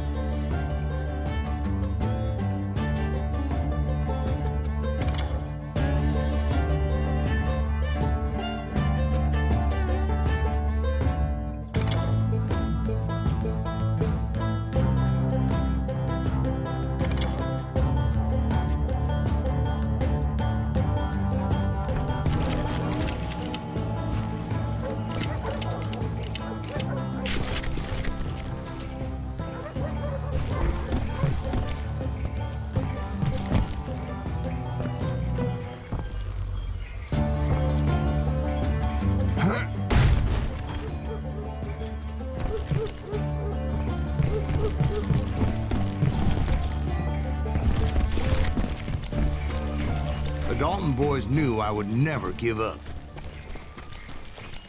Those Daltons weren't the sharpest knives in the drawer, but they always stood together. They set a trap to slow me down and allow at least 2 of them to escape. The 3rd brother stayed behind to plant me, just in case that trap of theirs didn't work.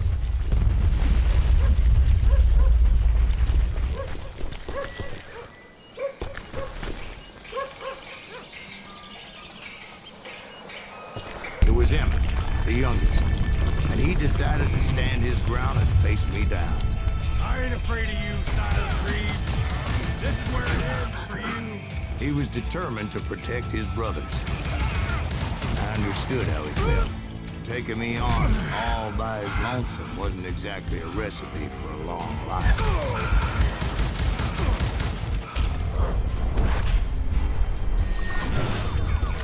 Fucking bastard! You ain't getting me, Reeves.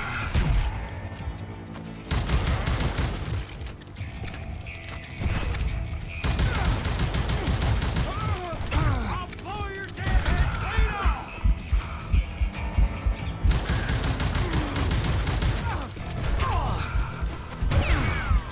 I'm gonna send you to the bone orchard.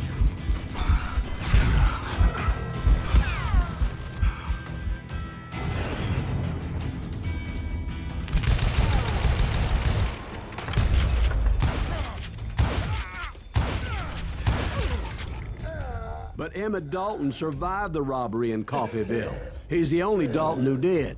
They say he was shot 23 times. Well, Dwight, who do you think put all those damn holes in him?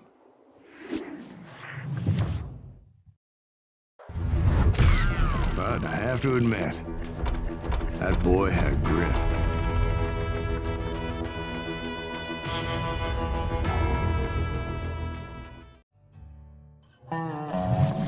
We'll get those suckers! It took me a couple of days to track the Daltons down. They can't get away with this! And in that time, a whole posse of local vigilantes offered to lend a hand. We'll track him to the ends of the earth. They seemed as determined as me to find those outlaws. But as we headed into those swamps, it was like I had my own private army.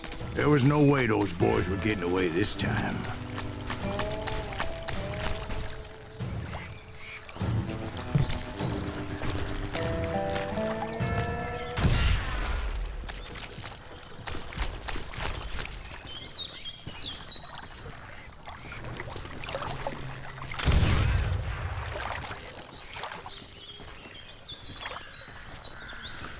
It was early fall, right?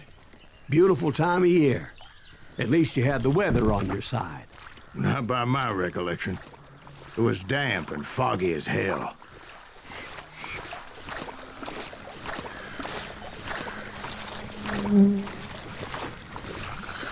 It was tough to stay on a true course, so we kept an eye out for landmarks.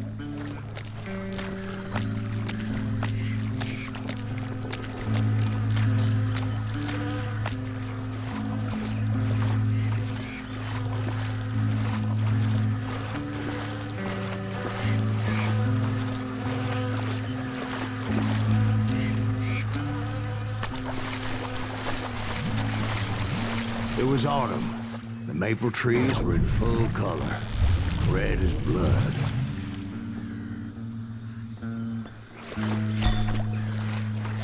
The rains that year were torrential, so the whole area was flooded. The vigilantes had spread out wide, and pretty soon I couldn't see anybody.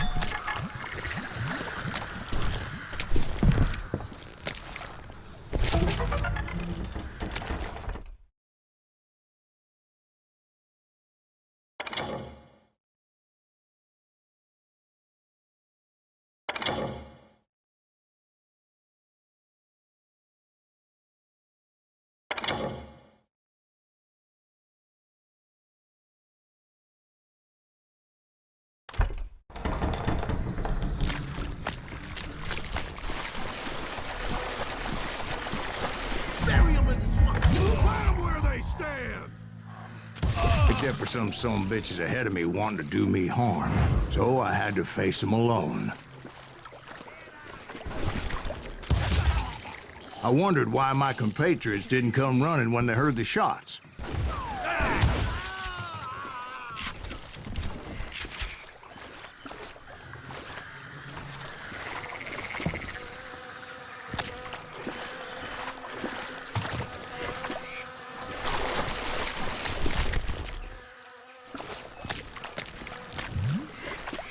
So did you find the Daltons? Not yet, but I did have the questionable pleasure of meeting a few of their friends.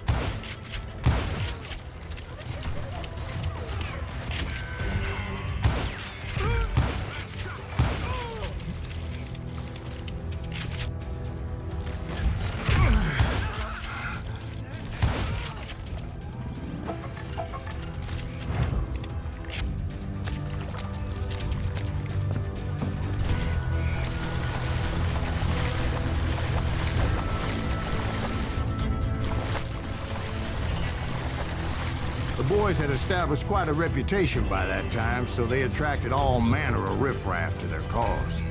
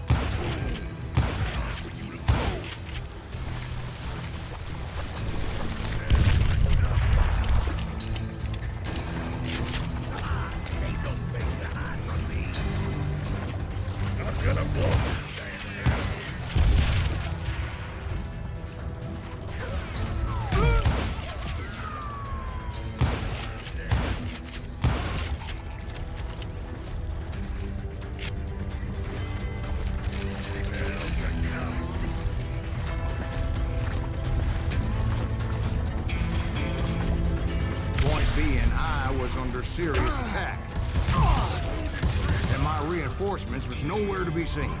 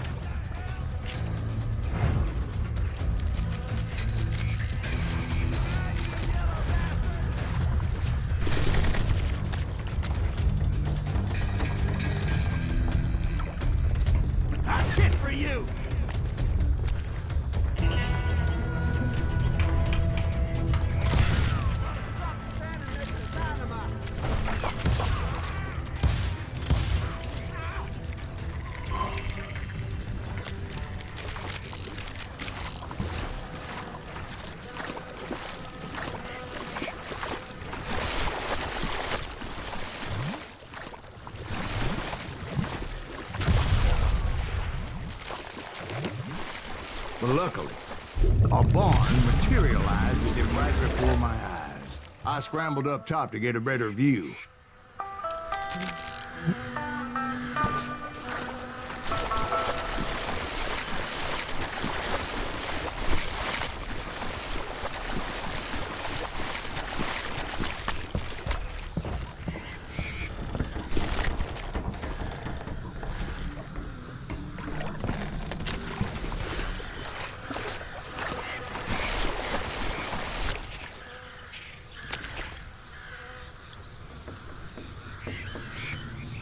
But just ended up falling inside. So, how did you get out? The barn doors was open. About right then, I saw some suspicious characters running for the bushes. Of course, I followed them. But that goddamn swamp was like a goddamn maze, and pretty soon I had no goddamn idea where I was.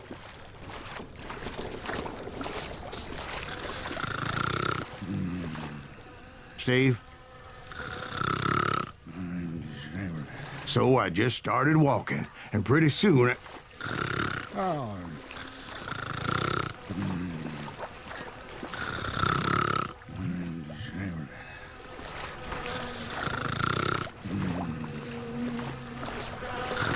Oh.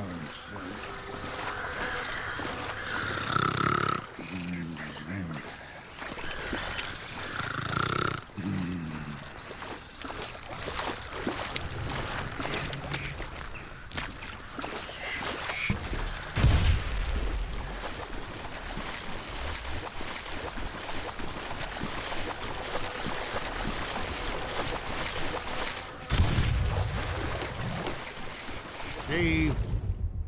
Steve! Huh? Oh, no, I'm listening. Indians surrounded me from all sides.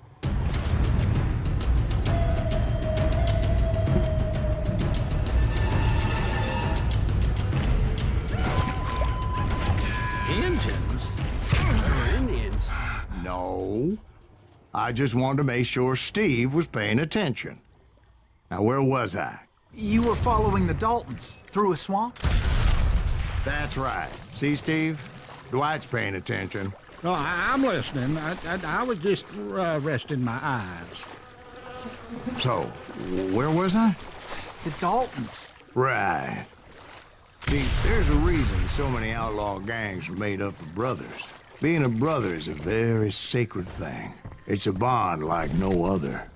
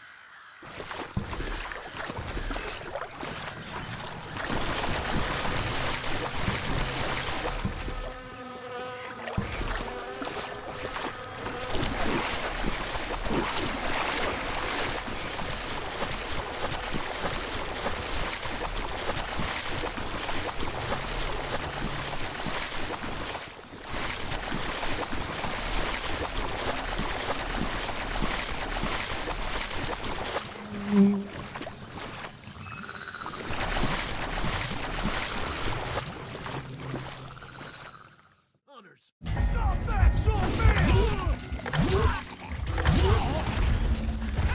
So did you ever find the damn Daltons? Not yet, but I did find a few of their cousins. You Kansans breed like rabbits. More Smiths or Heimhoffers or who knows what. But hell, what's more important than family? I bet Ben knows what I'm talking about.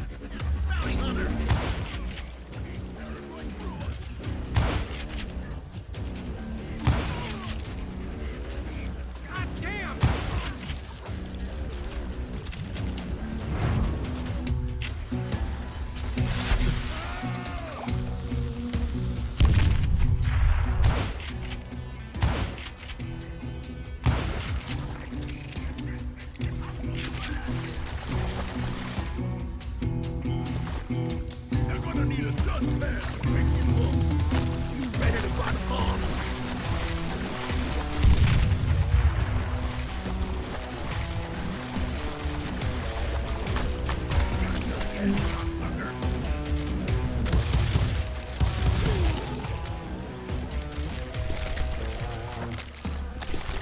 Somebody kill that something!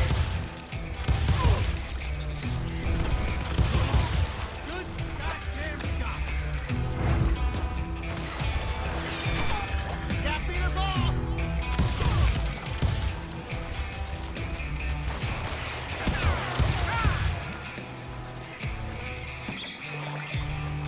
Carry him in the swamp!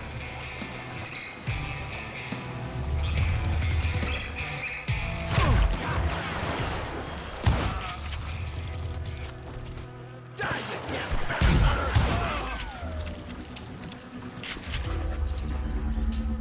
Can't hide forever!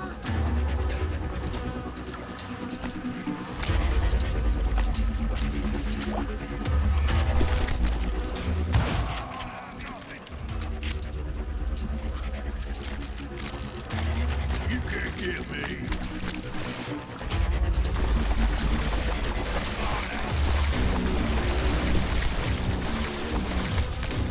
Shoot, I dare you.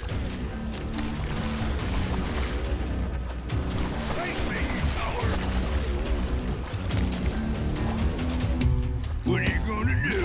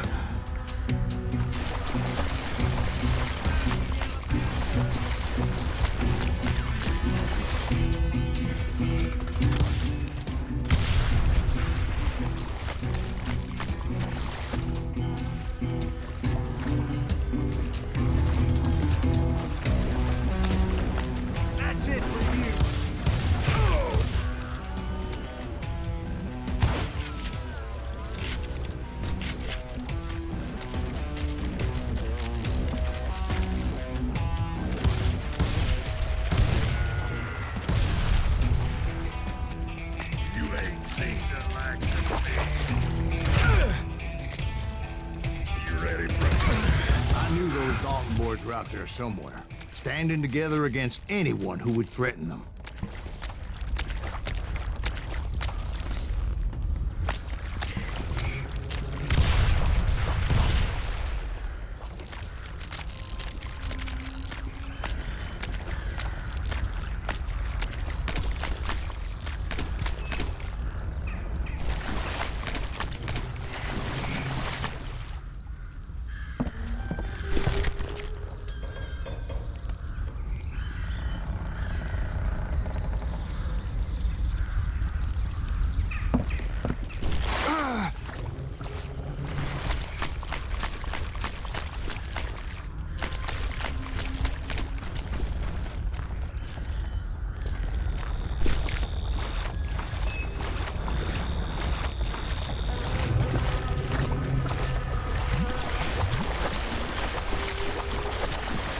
That's when I saw it. A goddamn steamboat. A steamboat in a swamp? Yeah, Steve, but this wasn't much more than a wreck, really. But how'd a damn steamboat end up in the swamps?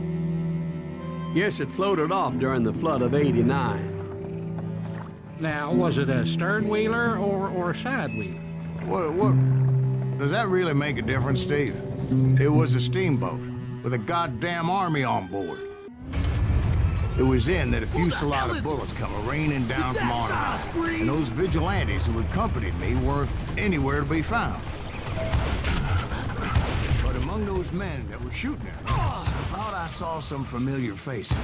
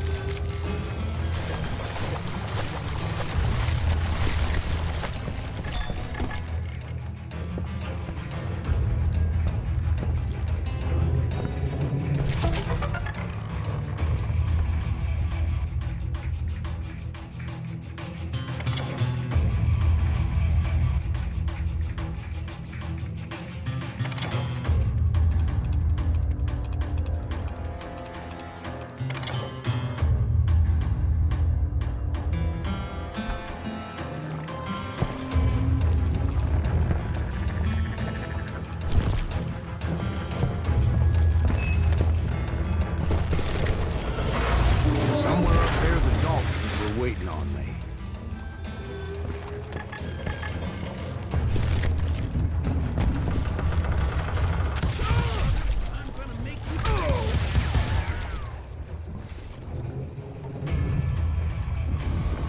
Yeah, you know you can't beat me.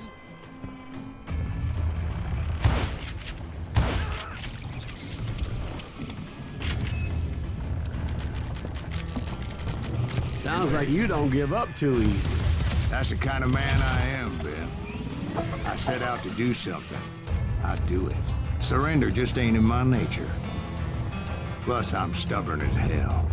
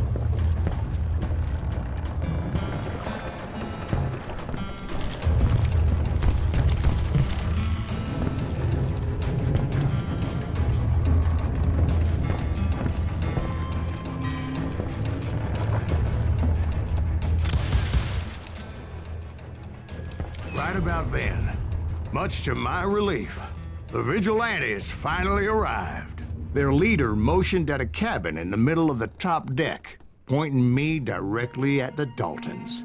I finally had them, after months of dogged pursuit.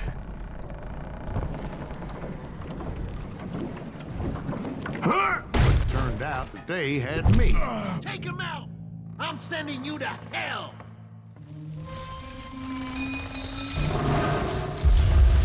The Daltons had played me Not so like a tough after fiddle. all, is it? Apparently, the vigilantes were on their damn payroll. They didn't just want to shoot me. They wanted to burn me alive.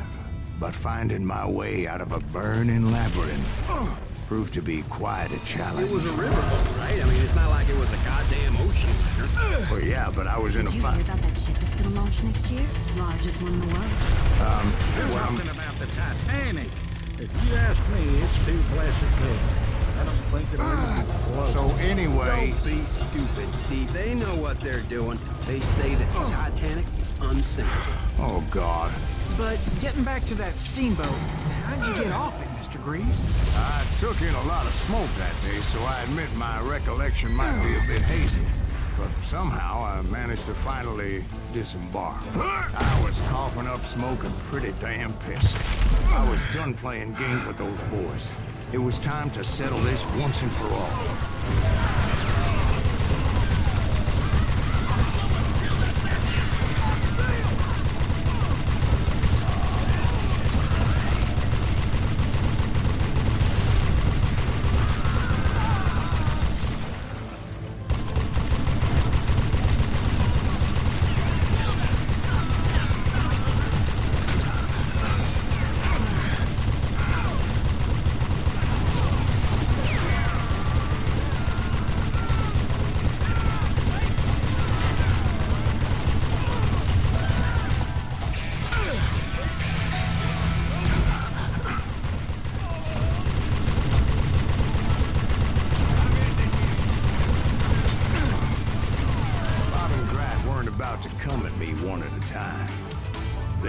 this together.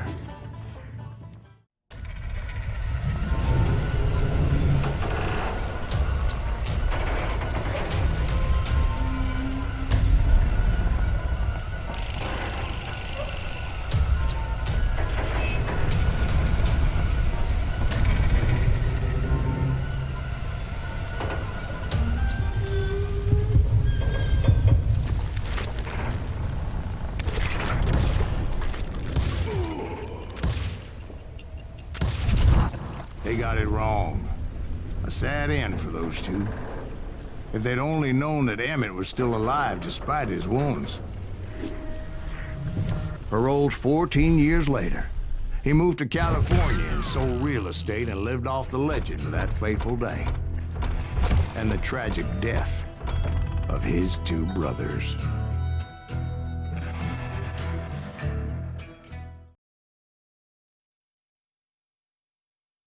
My own brothers died tragically as well, truth be told.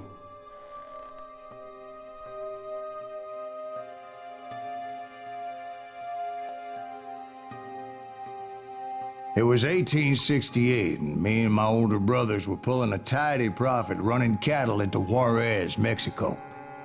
One night after my brothers retired for the evening, I found a little poker game in a cantina with a couple of cowboys. And I just couldn't lose. I even won an old Spanish coin that had to be 100 years old. Well, I was mighty pleased with myself the next morning as my brothers and I rode for Texas. But before we crossed the border, those cowboys caught up with us. It was Johnny Ringo, Roscoe Bob Bryant, and another asshole named Jim. They wanted their money back and everything else we had, including our lives, as those boys didn't want us coming for them later. Bob put that old Spanish coin in my mouth and said, "I won't have it said that I left you with nothing, boy." Well, those horses bolted, and there we hung as those bastards rode away. The branch finally snapped under the weight of the three of us, but being my older brothers were bigger and heavier, they were already dead. And right then, I swore to myself that I would avenge them. Ringo you know about. But Bob eluded me, until I heard he was riding with the Wild Bunch.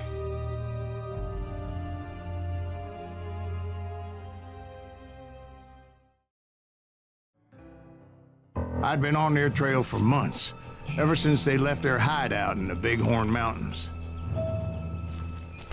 Led by Butch Cassidy, they were a loose association of outlaws who robbed banks and trains from Colorado to Montana. Among them was the Sundance Kid, and that murderous hombre I was tracking, Roscoe Bob Bryant. Were you a part of that giant Pinkerton posse after the Wild Bunch? No, boy. A circus like that would have slowed me down. Besides, I wanted Bryant all to myself. I'd heard about a large shipment of gold being transported to Wilcox, Wyoming on the Overland Flyer. They blew the bridge with the intention of forcing the train to stop. Well, I assumed the Wild Bunch was likely in the still intact part of the train high above, so I had no choice but to make my way up through the passenger cars dangling down.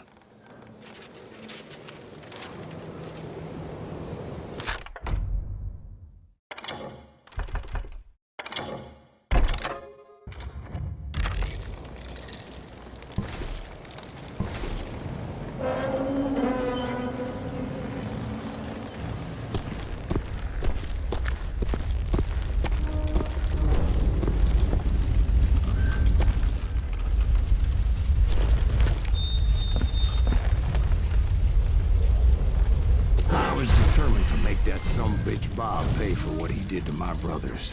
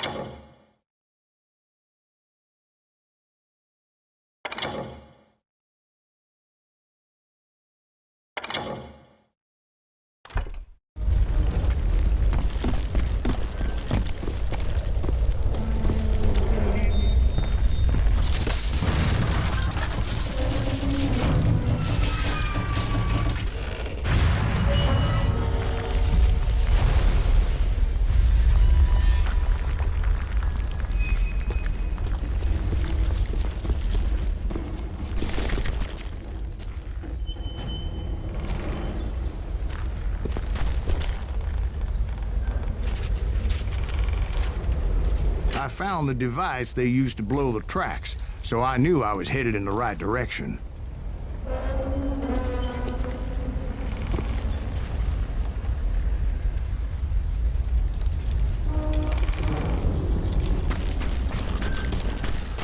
My ears are still ringing from blowing up that bridge. What'd you say? I can't hear a goddamn thing. Well, I made my way off unscathed and came upon a few members of the gang and had no choice but to dispatch them.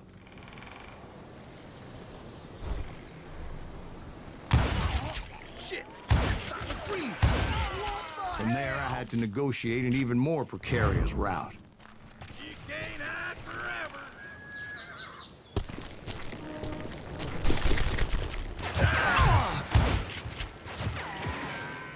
But first, I would need to get my ass out of there.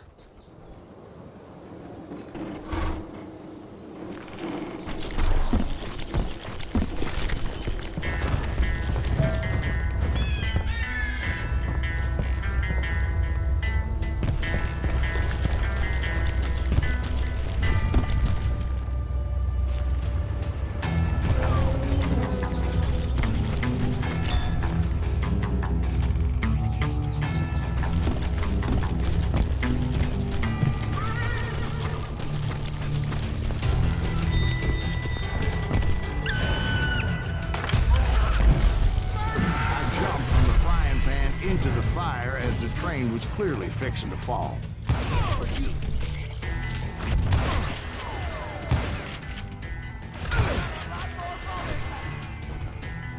I found the gang, but in order to find old Bob, I needed to fight my way forward past a whole passel of desperados.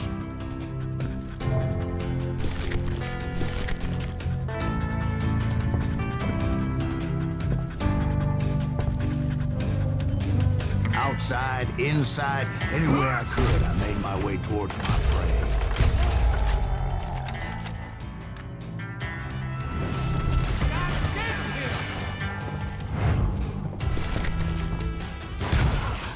Well, what about the passengers? It was mostly a freight train, as I recall. There were no passengers aboard that day.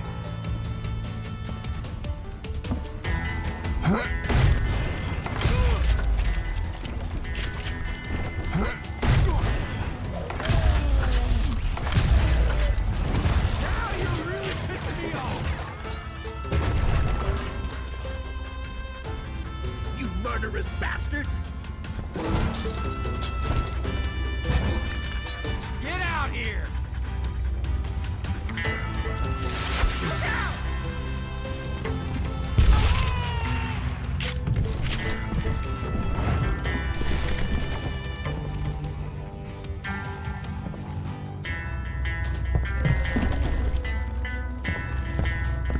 As I mentioned before, I am not fond of heights.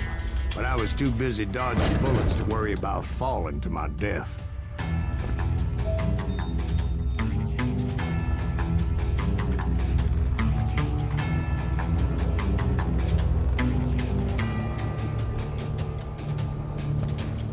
Odds were I was likely to die that day anyway.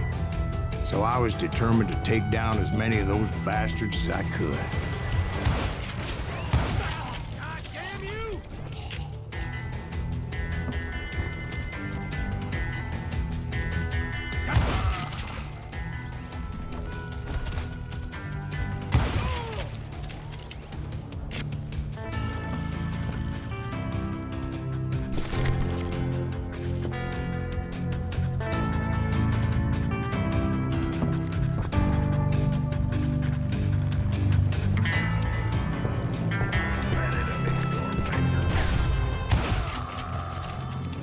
It was like shooting ducks in a shooting gallery.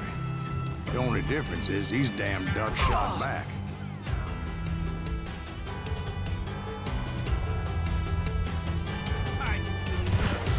Bitch!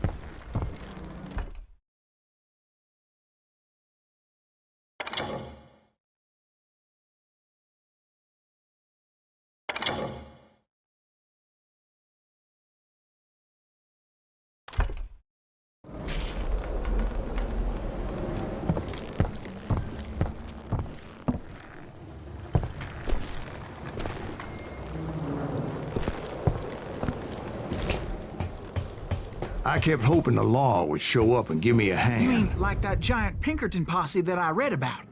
Did they come riding in, guns a-blazing to help?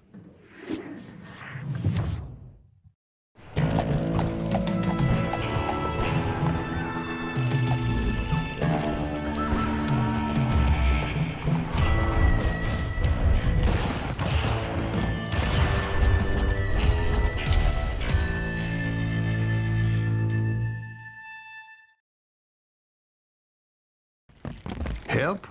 From the Pinkertons? No, son. I had to fight the Wild Bunch all by my lonesome, as usual. Who the hell is that? Oh, dynamite! Take cover! Retreat! Retreat!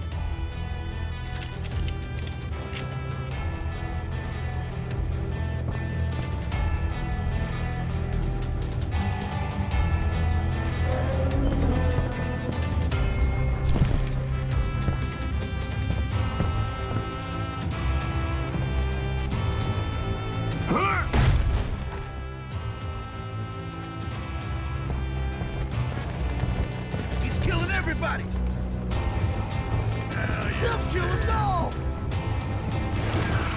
Run! You see him?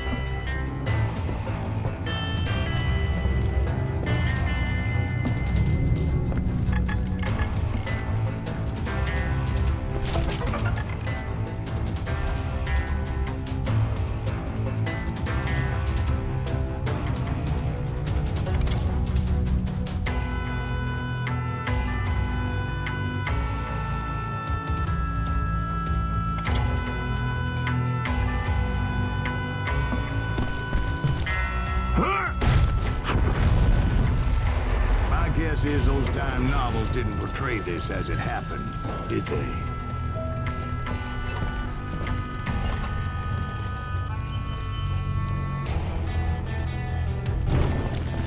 Only a few stragglers were left. I had to cut them down pronto if I was going to stay on old Bob's trail.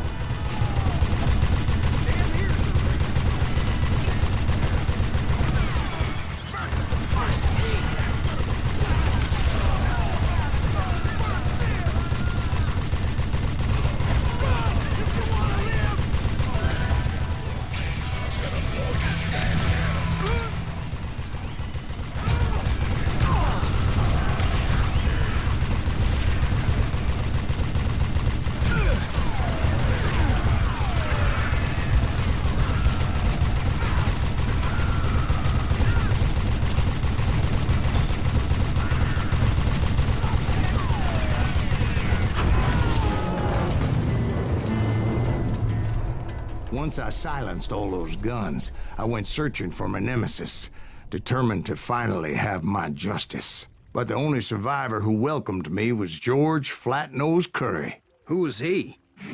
The fastest gun in the gang. Right after Sundance, I mean. And Kid Curry, and maybe Elsie Lay. Though some folks might dispute that.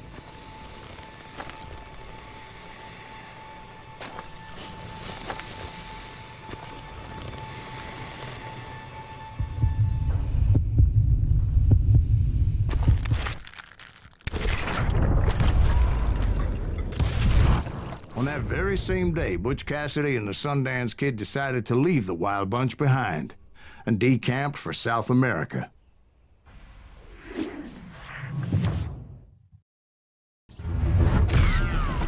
They ended up living down there for many years, but I'm sure you already know all about that.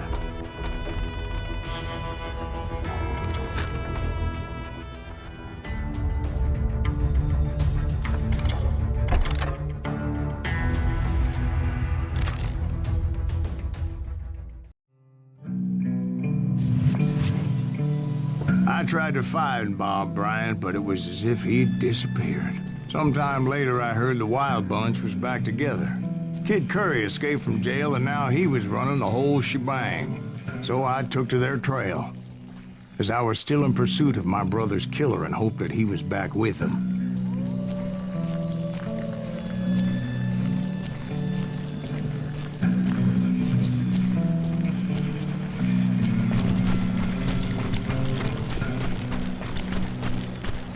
That Kid Curry's kinda crazy, ain't he? Don't let him hear you saying that. Anyways, I tracked those boys to a camp right outside Parachute, Colorado.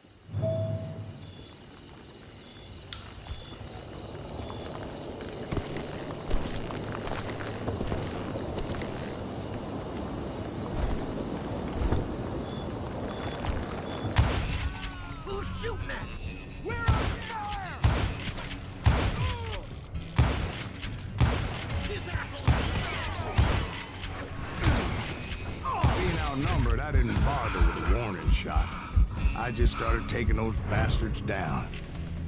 Give it up then, and I'll let you go.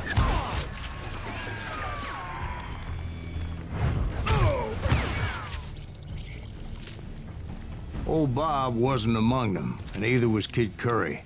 I could sense him close by, however, plotting something nasty. I just needed a clue as to their whereabouts.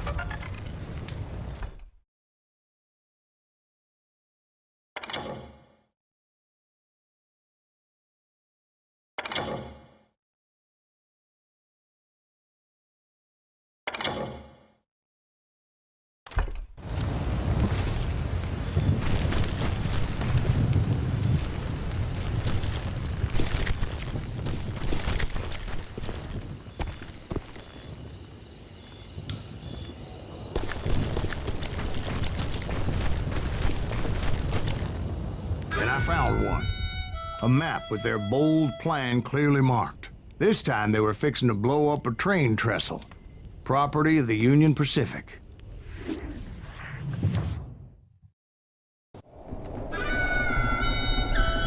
The plan clearly indicated how they were fixing to undermine several of the weakest wooden supports.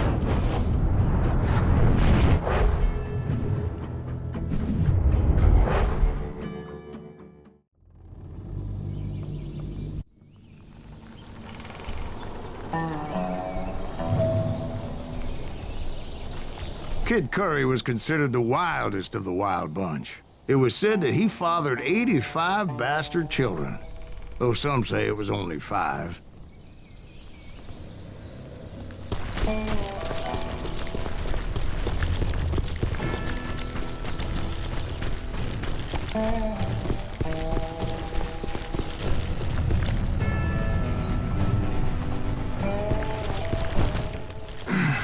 Kid Curry had bragged to a whore how he was gonna rob a train heading to the U.S. Mint in Denver.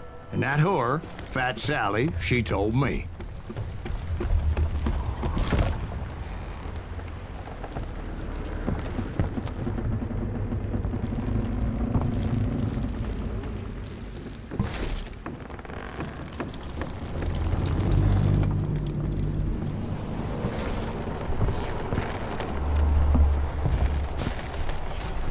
The bridge was rigged with dynamite, so I decided I'd best be careful confronting those bastards.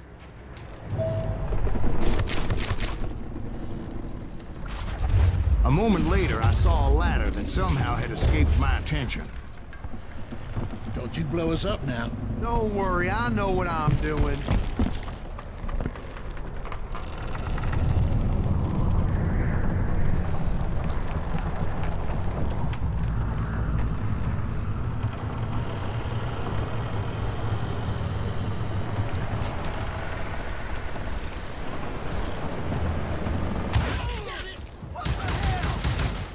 But the Wild Bunch did not take kindly to my presence and attempted to blow my head off.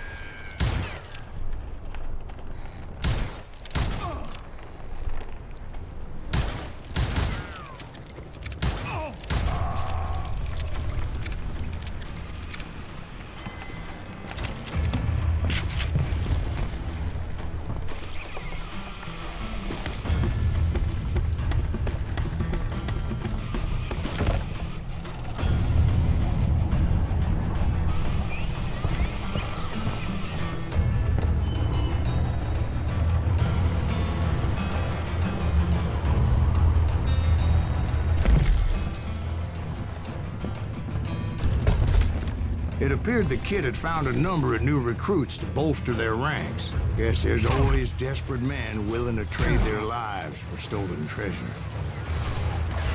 I'm putting you down.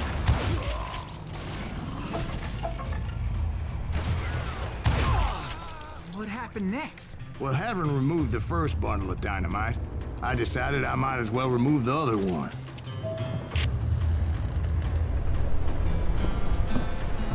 Once that was done, I figured I'd find my way from there.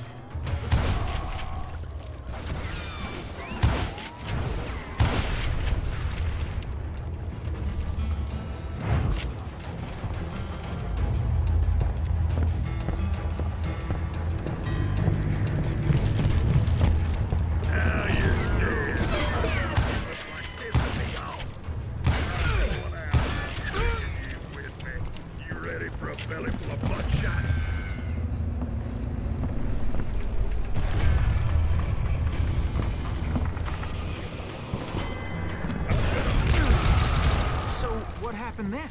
Had to remove more of that damn dynamite.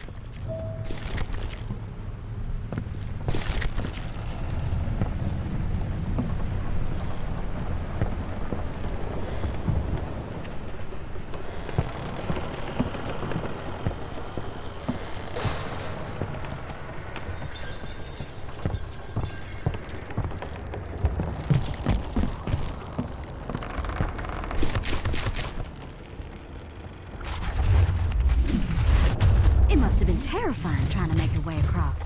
I was sweating it a bit, but then I noticed a footbridge tied up on high, so I shot the rope.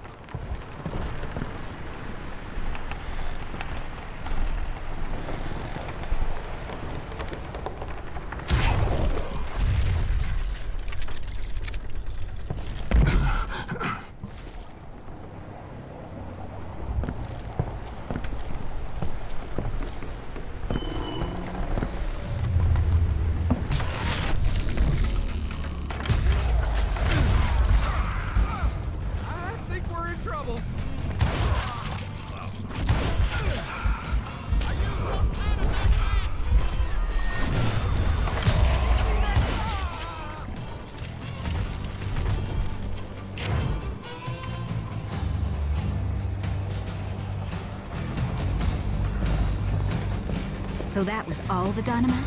Funny you should mention that, darling.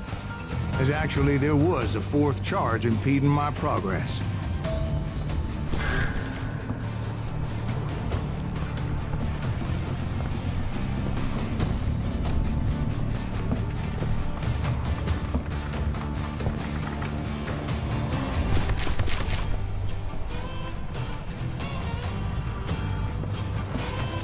Once I removed it, my path was pretty clear. Death is coming.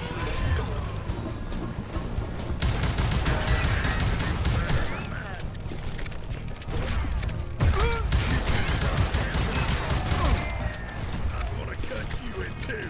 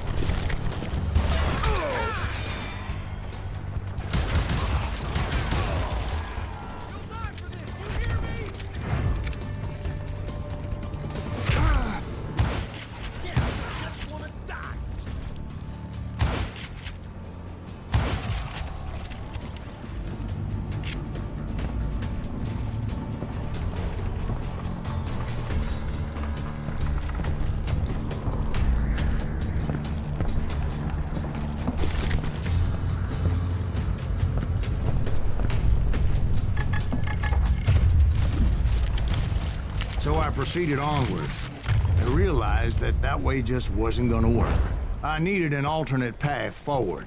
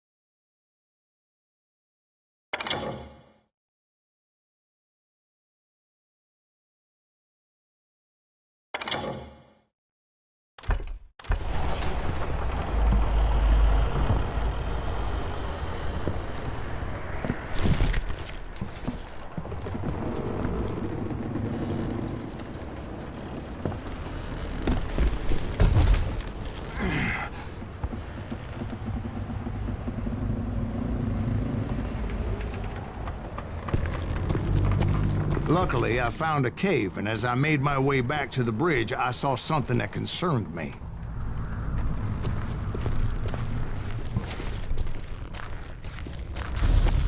It was a long, burning fuse, and it was moving fast as hell. I had to catch it.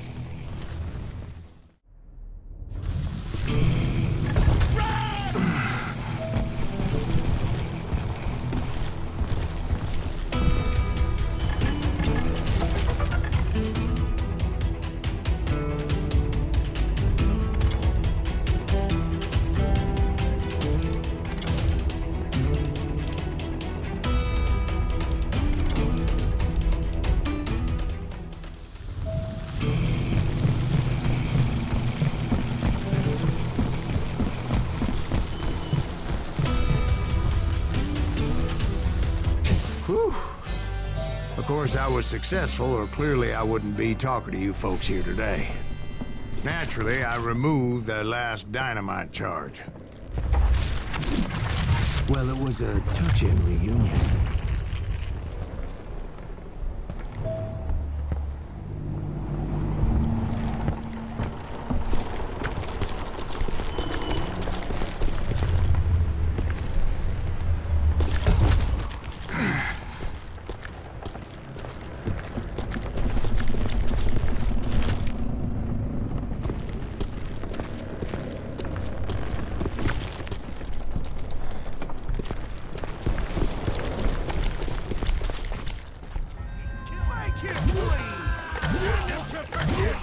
Clearly I found those boys. Or more precisely, they found me. These crazier get curry ass me! Nuttier than a damn fruitcake!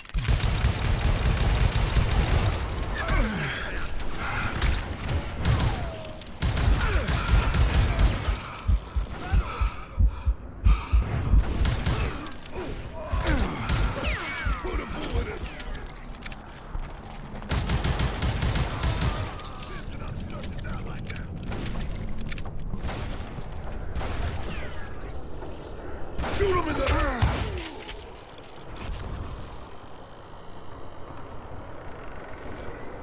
Turns out he's yellow!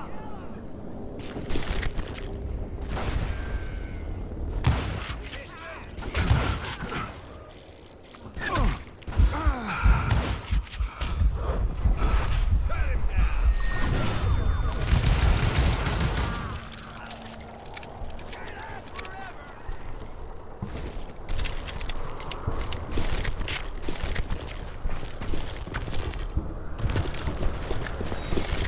Just when I thought things couldn't get worse, Kid Curry opened up on me with a goddamn Gatling gun.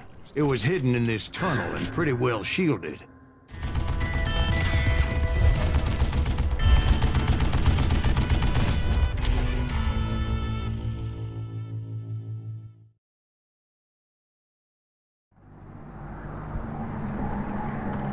Can't believe you keep missing!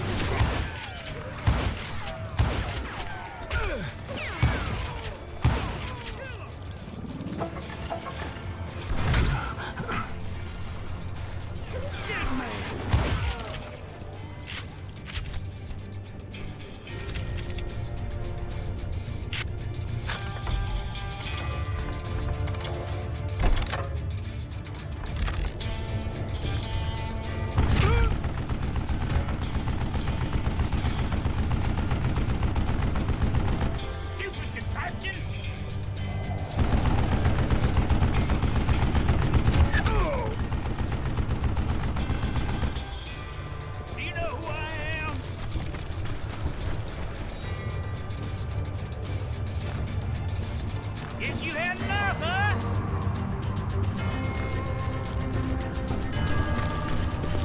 Luckily, I had located some dynamite.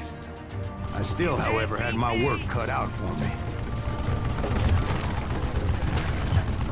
Hold it off while I reload.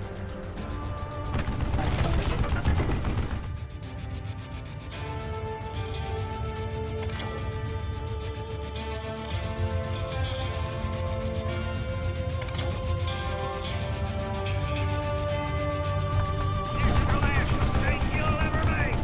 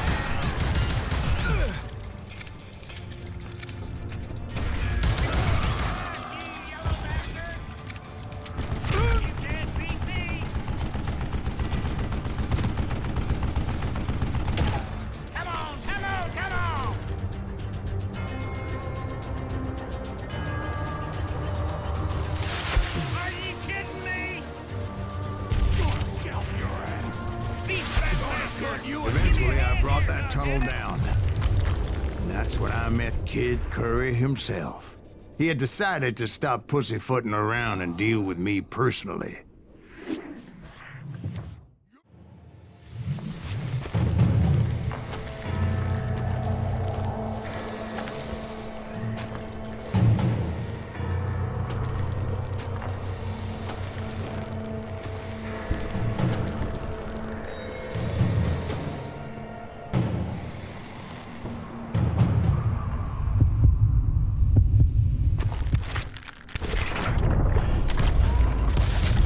Fast as he was, I was just a bit faster. And as he lay wounded, I demanded to know the whereabouts of Roscoe Bob Bryant. He shouted at me, "Is that what this is about? Bob went with Butch and Sundance to South America. You ain't never finding him."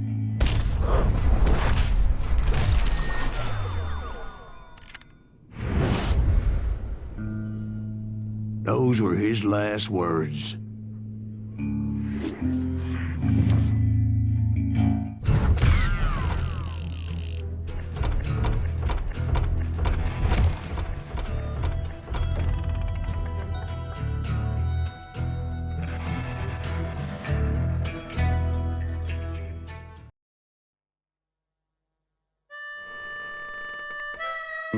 So, Bob Bryant got away?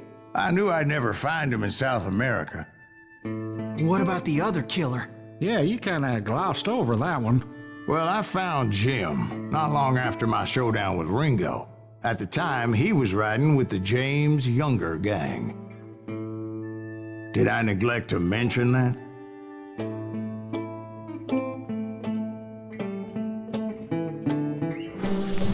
Jesse James? The greatest outlaw who ever lived? Jesse and his kin rode with Quantrill when he raided Lawrence, Kansas, and killed near 200 people, boy. Nothing great about that. And from there, him and his brother went on to rob banks and trains from Kansas to Missouri. Which is why there was such a rich bounty on their heads. 40 grand for both of them, dead or alive. That's one hell of a payday.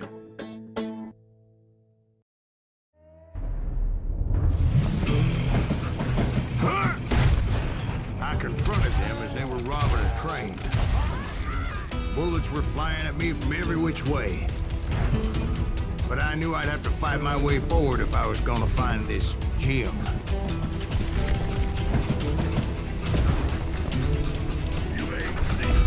Shoot that stupid son of a bitch! Did that asshole just kill Red?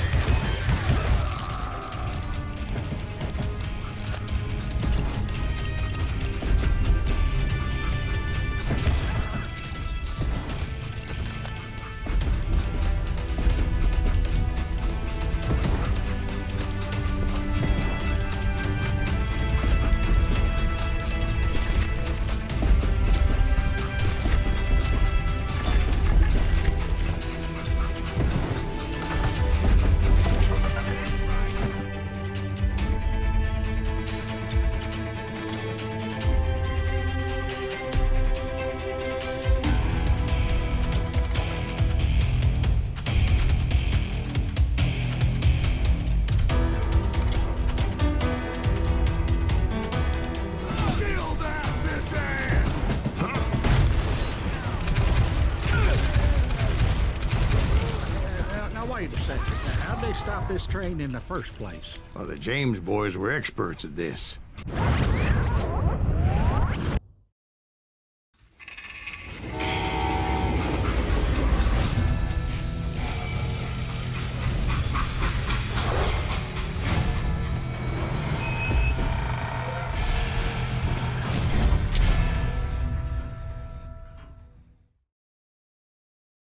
They hopped a freight train, having heard there was a big payroll in the express safe.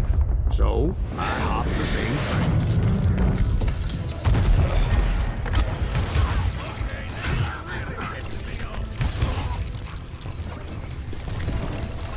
younger gang was decimated after that little fiasco they had in Northfield, Minnesota.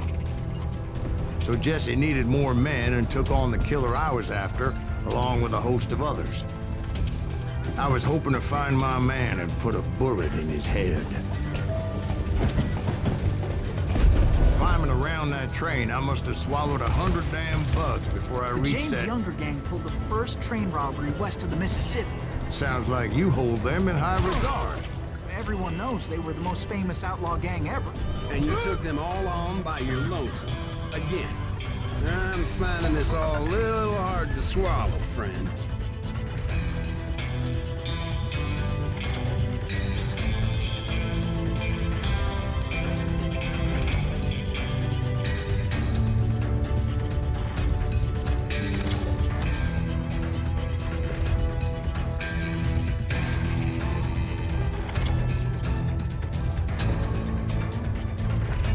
Well, maybe you need to wash it down with some whiskey.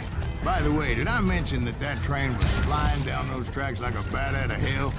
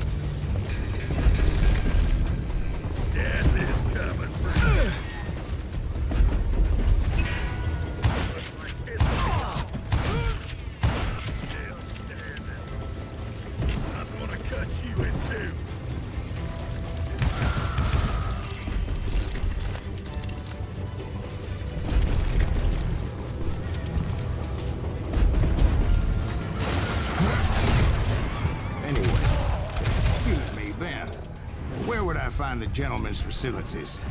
Suddenly I have an urgent need to drain my one-eyed snake. Well, I've had more than a few drinks, and I've been sitting here for quite a spell. Right through there. Let me show you.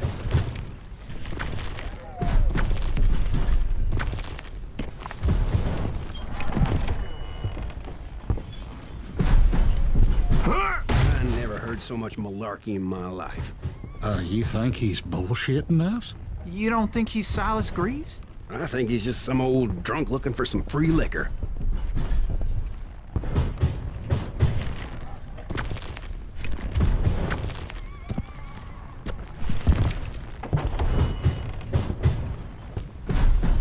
I don't know, Jack. I think I believe him. You don't think he met Jesse James? Oh, you gotta be kidding me. That story makes no sense at all. Jack. I mean, you gotta be 2 bricks short of a load to believe that cock and bull story. I don't agree. Jack, lay off the But bar. you seriously think that tired old man went toe-to-toe with Jesse James? Well, that's better. Did I mention that this Jim was married to the infamous Belle Starr? Of course, I didn't learn that until later.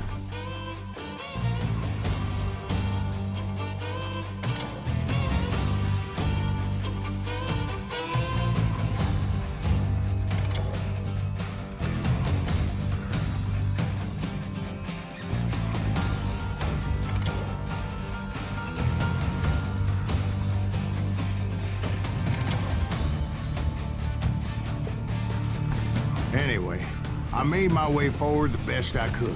Around the sides, over the roof.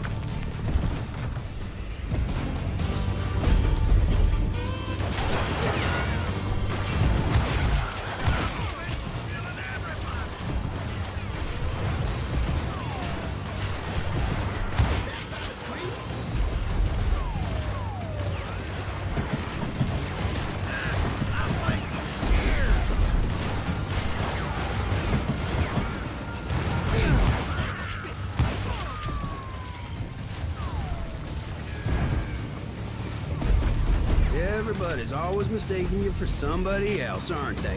Why is that, I wonder? Don't rightly know, Jack. I'm just telling you how I remember it. I bet you are. You don't want to mess with us!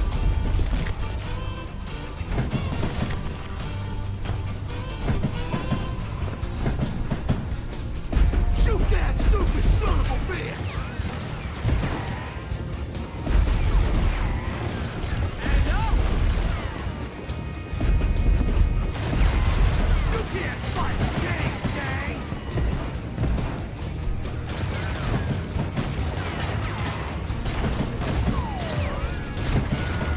You know who we are! You can't hide from me!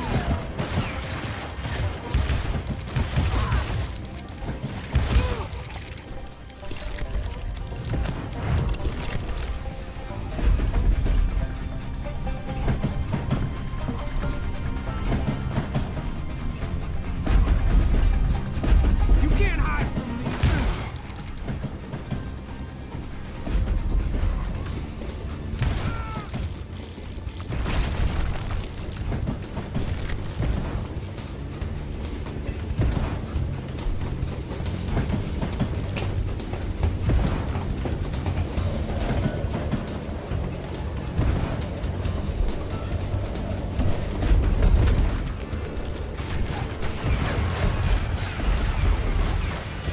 Come and get me if you got the guts! That's right! Run!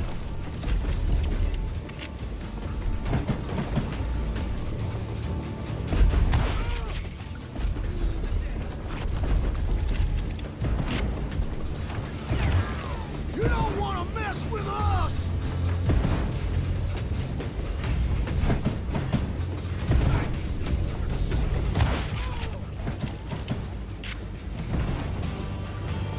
Die, you bastard!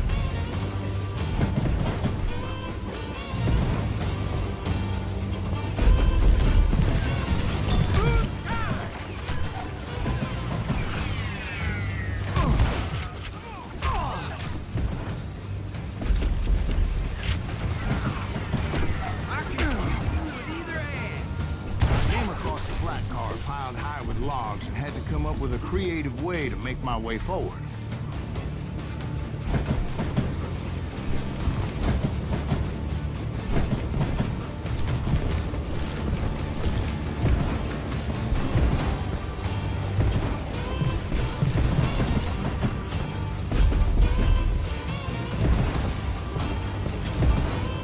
I wondered if I was ever gonna find the front of that train, or the bastard I was after. Right about then, I was attacked by some asshole on a Gatling gun. Well, seems like you run into a lot of them. Asshole? Gatling guns. Yes, I did. Now, I don't remember how I took it out. It was either a bullet or dynamite. Where would you find dynamite?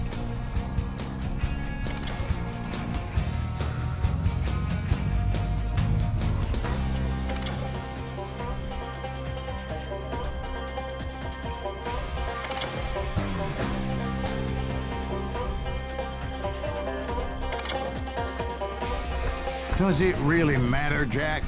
You're messing with the flow of the story here.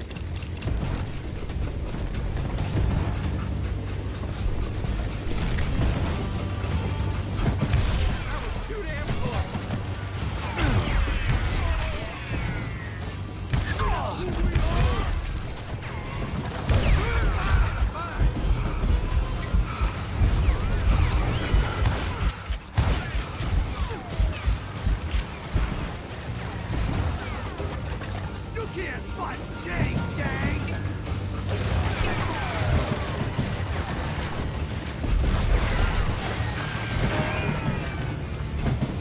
Shoot that stupid son of a bitch!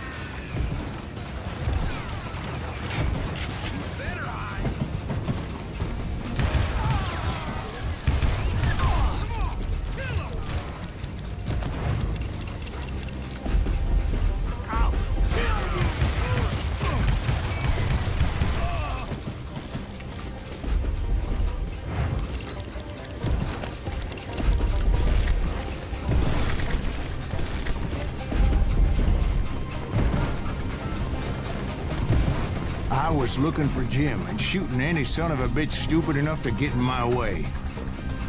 And that included Jesse James himself.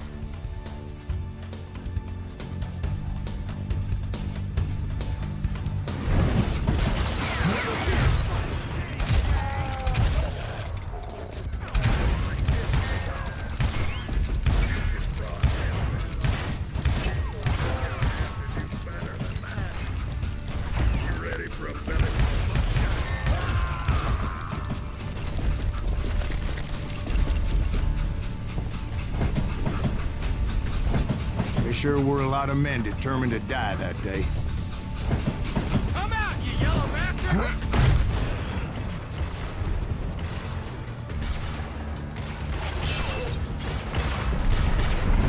You don't want to mess with us!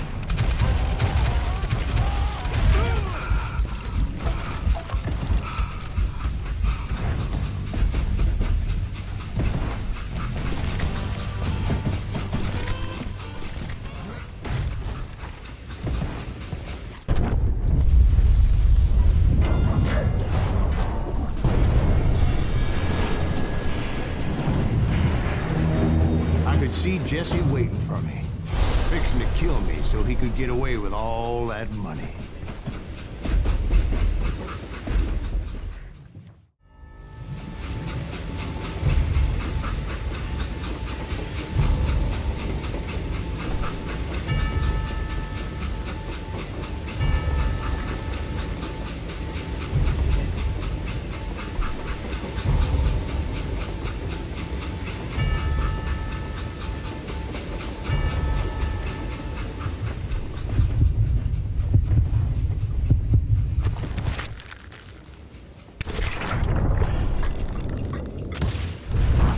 Yeah, I didn't kill Jesse James. Just wounded him bad enough to convince him to hang up his guns. What about that Jim fella? What happened to him? I figure he was up front with a gun to the engineer's head.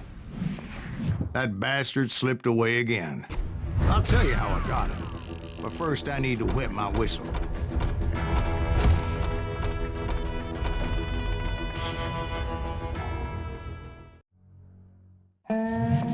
After my showdown with Jesse, I continued to track his brother, Frank, and that son of a bitch, Jim.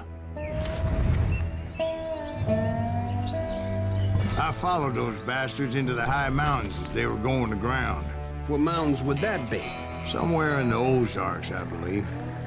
The perfect place to hide out from the authorities.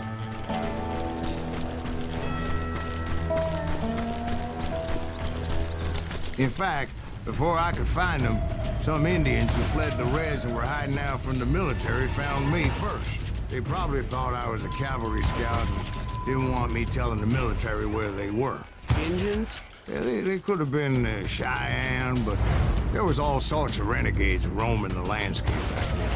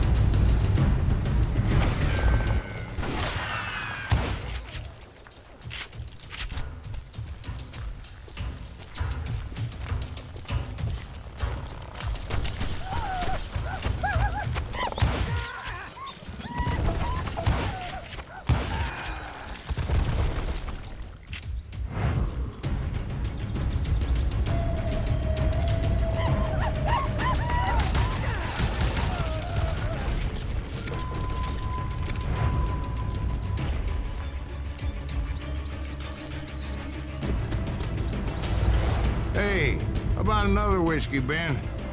Nothing better to soothe the troubled soul.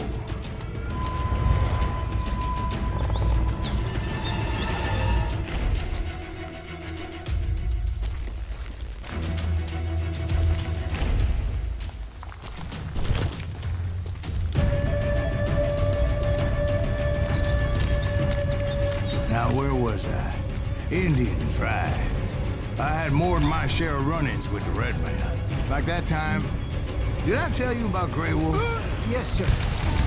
Ah, of course I did. In fact, I could still remember that old medicine man's words to me.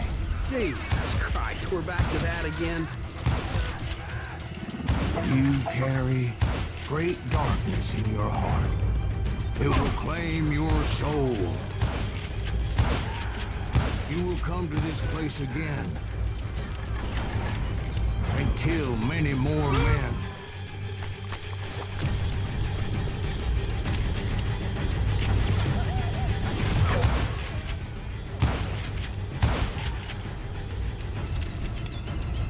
And the darkness will grow until it consumes everything you are.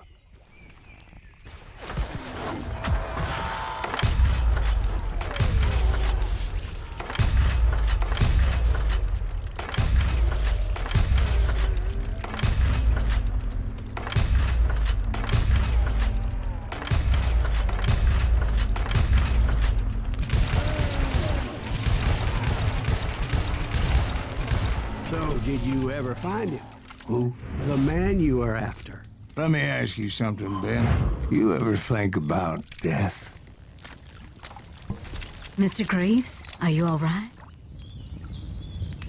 Oh, death. Oh, death.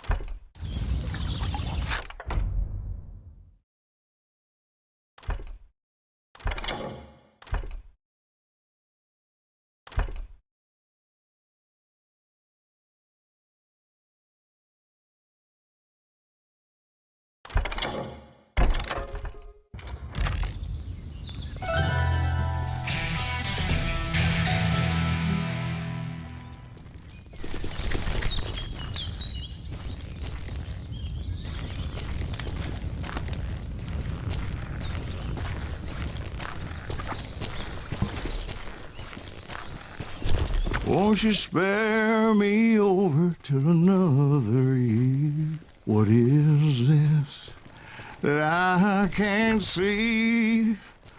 With ice cold hands taking hold of me. Well, I am death, none can excel. I'll open the door to heaven or hell. Oh, death. Oh, death. Won't you spare me over till another year?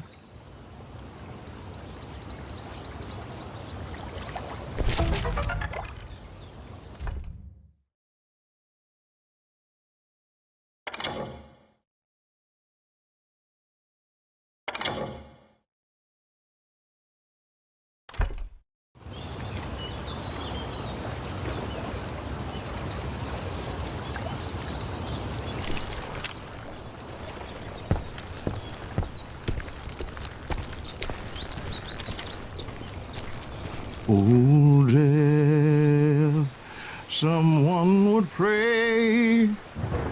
Could you wait to call me another day? Oh, death, oh, death, won't you spare me over till another year? So, are you gonna answer the question? What question is that? Jim Reed. Did you ever find him? Reed. was indeed that son-bitch's surname. That's right, Ben. A despicable character. I remember him laughing like a hyena that cold morning they lynched me and my brothers. He was intent on avoiding my vengeance, but nothing was gonna stop me. Nothing.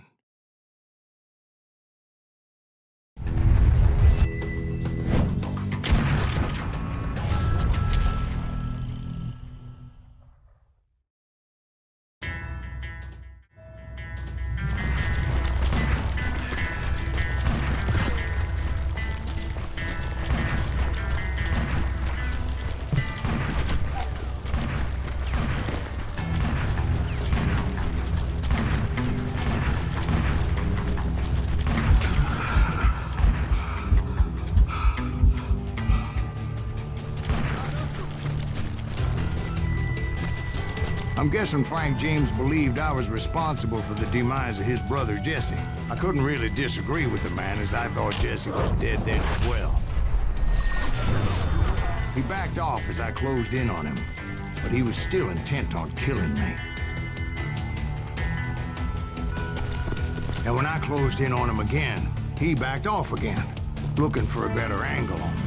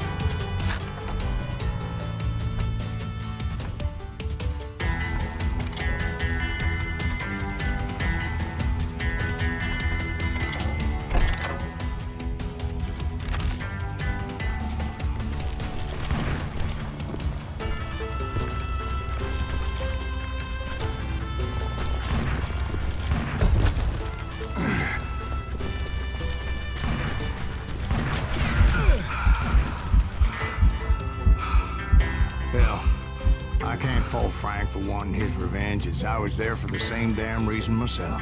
At this point, I'm guessing you think Silas Greaves is a worse murderer than Jim Reed ever was. No, sir. A man who spent half his life killing somebody's brothers, fathers, sons. I think you were just looking for justice, sir. Is that what I was looking for, Dwight? Is that what it was? Justice? Isn't that why you were hunting the James gang? The James gang. Right. I finally found Frank holed up in his mountain cabin, and he was determined to have me dead. It was a pitched battle that could have gone either way. Luckily, I had some dynamite in my possession. Dynamite? On your person? A few sticks, just in case. It's always good to be prepared. Right. I'm just laying out the facts as I remember them, Jack. This is gonna hurt.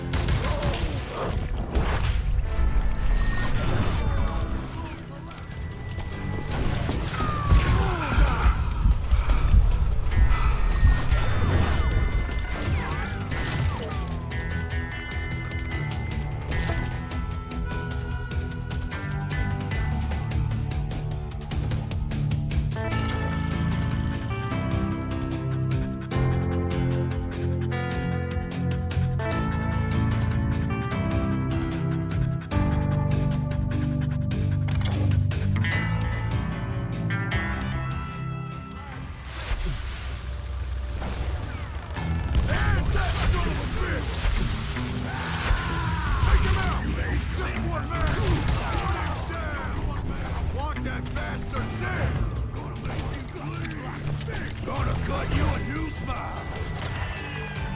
You're gonna bleed.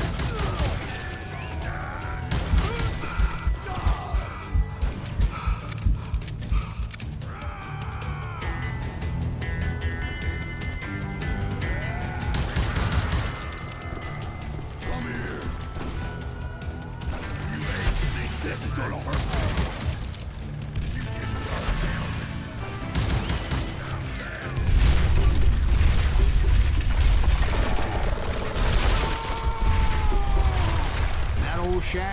Well, it went tumbling right off that cliff. With Frank James still in it? Yes, sir. But Frank James is still alive, living in Missouri, showing folks around the family farm for 25 cents a tour.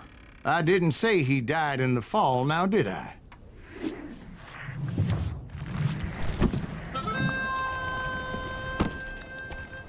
I'm done with this damnable outlaw life. Kill me, don't kill me, do what you will. At this point, I just don't give a shit. I explained to Frank that I had nothing against him personally and that I was looking for someone else. You want Reed? Have at him. I never did like that bastard. I am done here. We parted in peace as Frank pointed out the path to my prey before making his way back down the hill.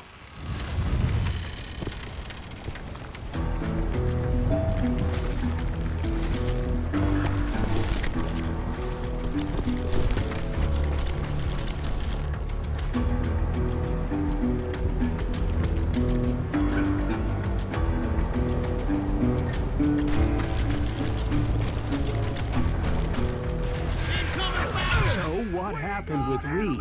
Well, I finally found the last of the gang hiding in a nearby cave. First, I had to dispatch the lookouts, as I was determined not to let that murderer escape my revenge again. Don't let him through.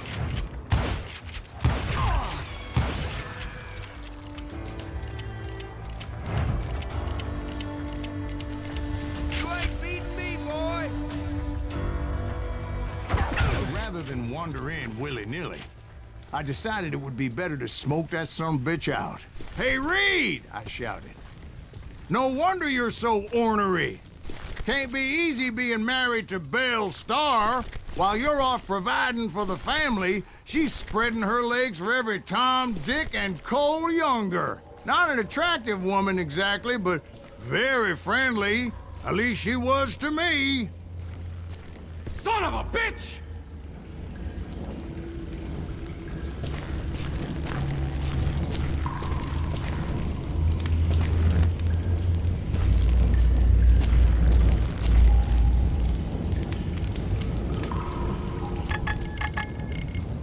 It was then that the last bunch of bandits jumped out of hiding.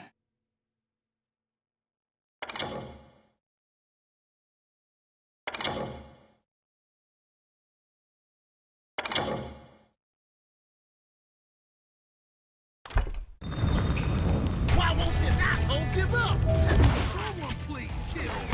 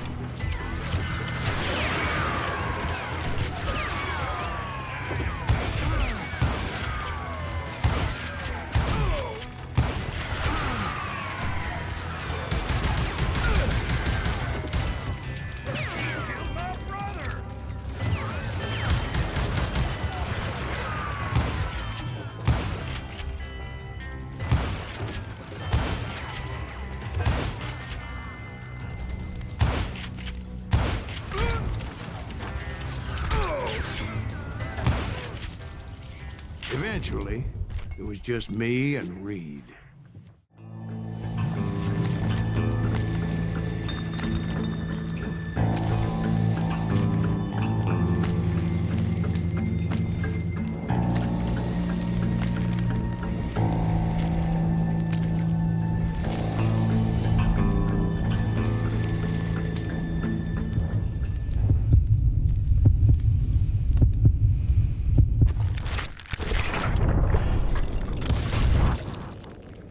pay him, I did.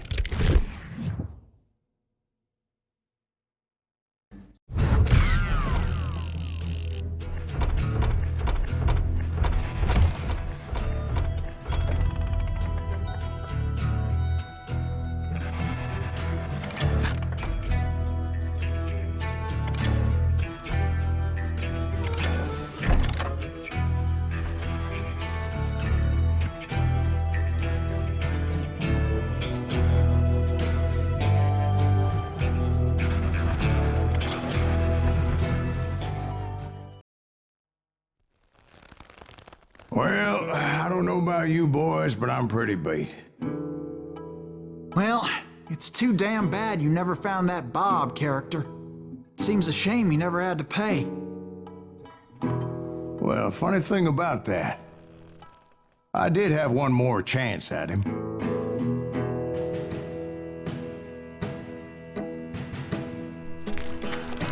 Six months ago, I heard that Butch and Sundance were back in the States and had gathered up some of their old gang. I tracked them down, hoping that Roscoe Bob Bryant had returned with them. So you're saying they didn't die down in Bolivia? That's what I'm saying.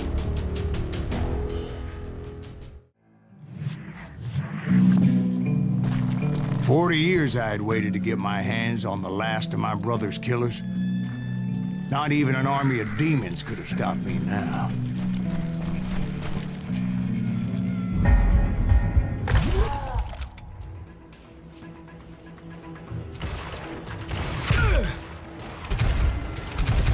Both Johnny Ringo and Jim Reed fell fairly quickly.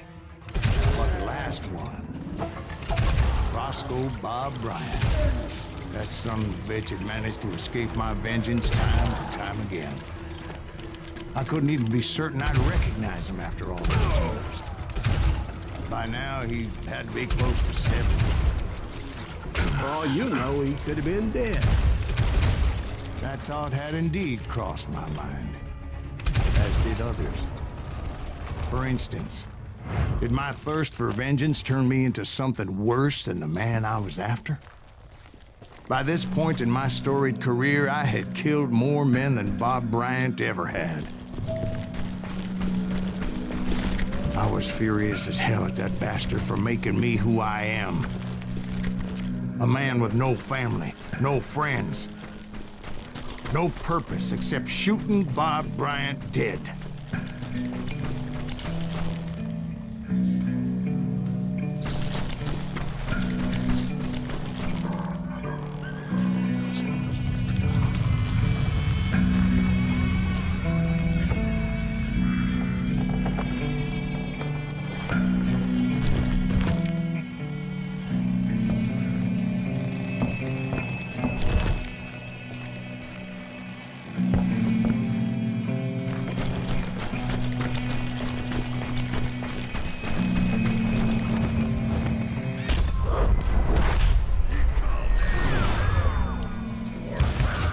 Nothing could stop me from taking his life.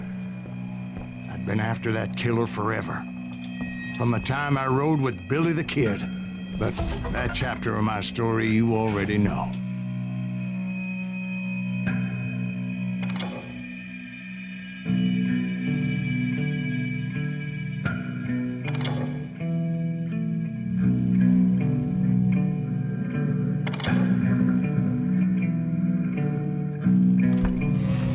Chapter of that fairy tale, you mean? Suddenly, it was 1910. There I was, an old man roaming a ghost town dead almost 2 decades.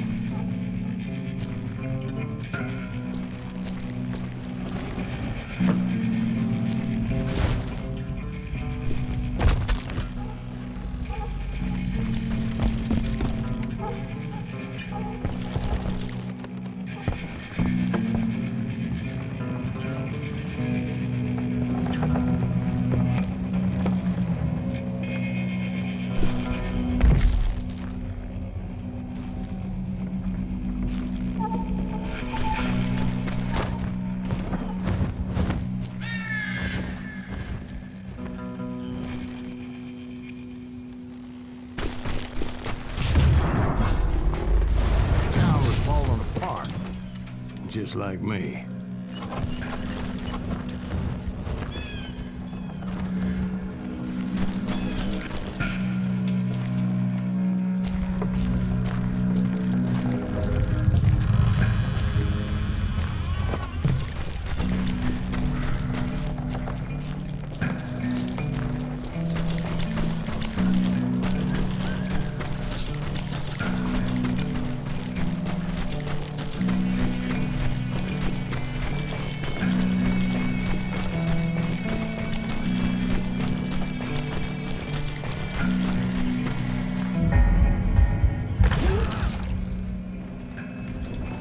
But I wasn't about to call it quits.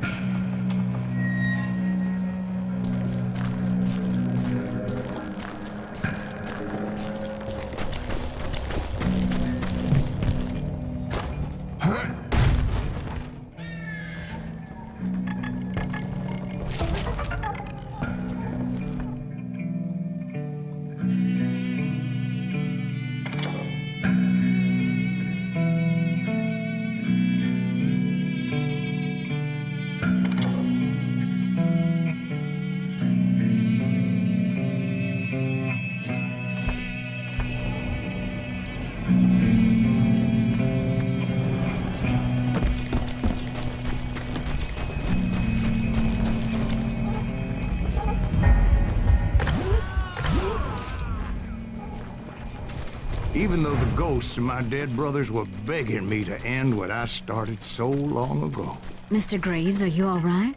Would you like some water? The Wild Bunch knew I was there. They were after a treasure they had hidden before they fled, buried in a grave of dead amigo. I intended to fill that grave with Bob Bryant's corpse. But like I said, the bandits knew I was onto them. They lured me in and hit me with everything they had.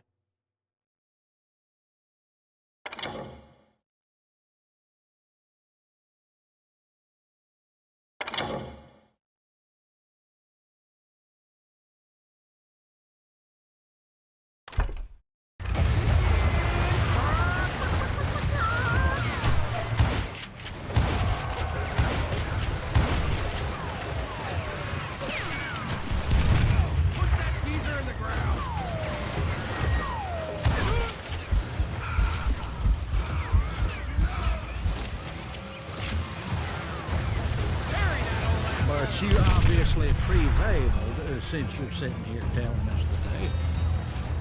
Actually, in that moment, I did not prevail. So I suppose we're talking to a ghost. Funny you should put it like that, Jack.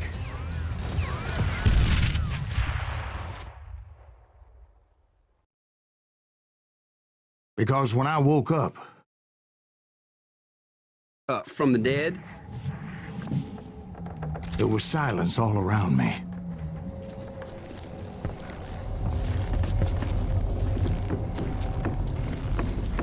I could swear to God I saw Billy then. Billy who? Billy, the kid. William Bonney. He was shooting at me from a rooftop.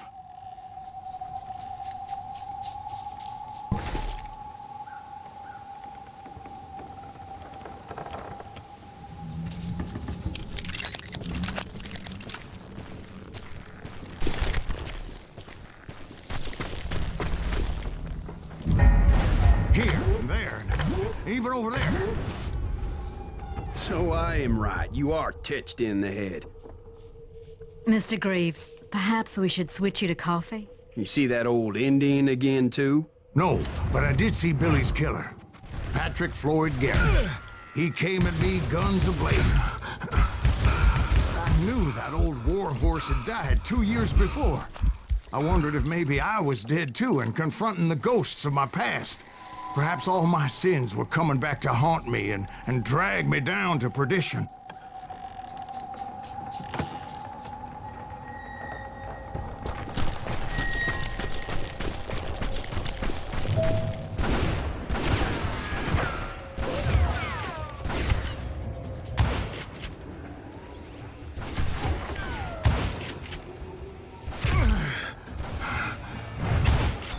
I saw Henry Plummer throw dynamite at me.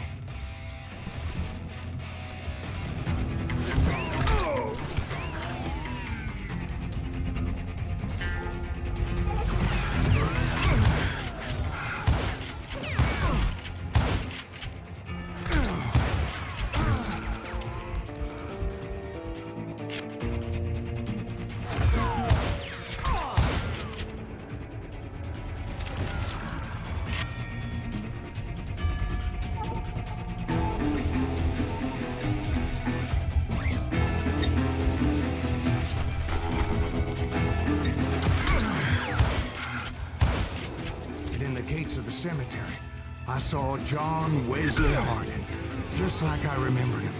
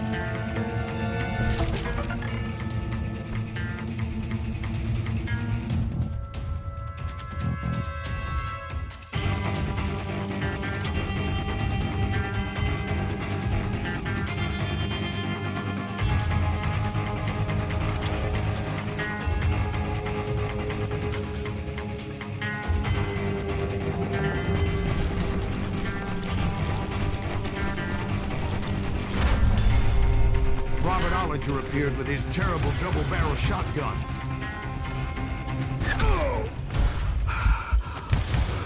But no ghost army was stopping me. My father-in-law got hit with a fallen branch. He spent the rest of his life talking to dogs.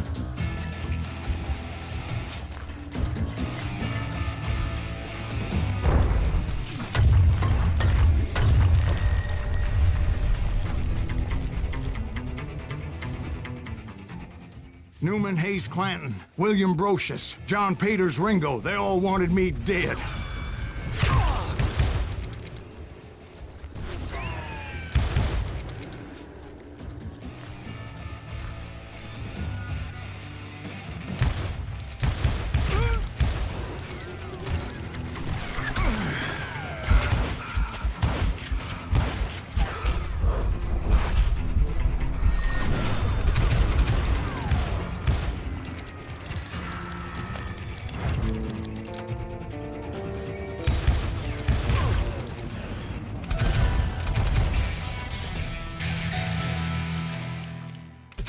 Brothers, Robert and Grattan, guardians of the Garden of the Dead.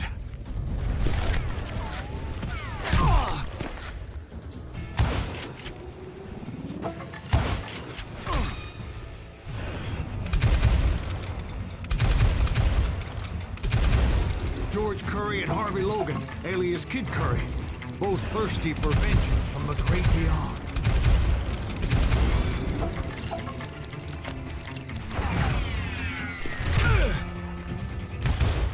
Jesse, Woodson, James, and Jim Reed.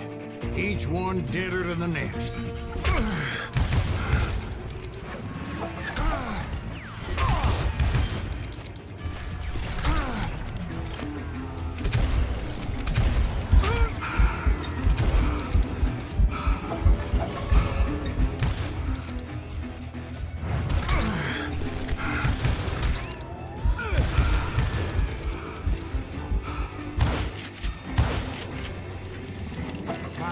I saw Harry Alonzo Longabaugh. The Sundance Kid? Like a general leading his legion of the dead. You told us before you'd seen him alive. He was alive.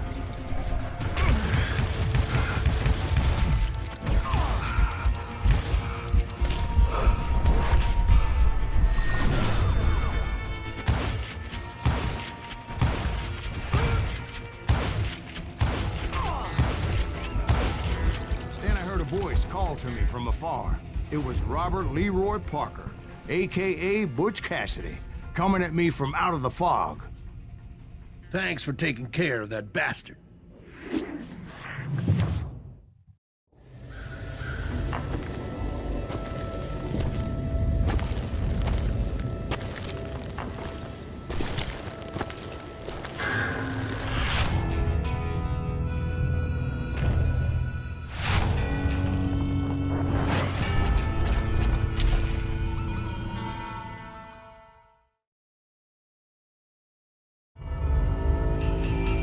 But the kid wasn't quite deceased.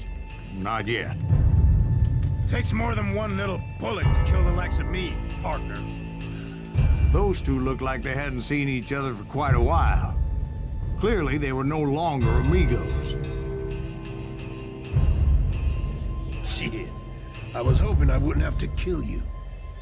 You won't have to, Butch. I'm killing you first. I asked them about Bob Bryant, but they were too busy with their own heated conversation. Let me get this shit straight. You want my money and the love of my life? You frittered it all away, Butch. Edda's mine. So is that damn money. I didn't want to shoot anybody until I had an answer to my question, but those boys didn't give me much of a choice.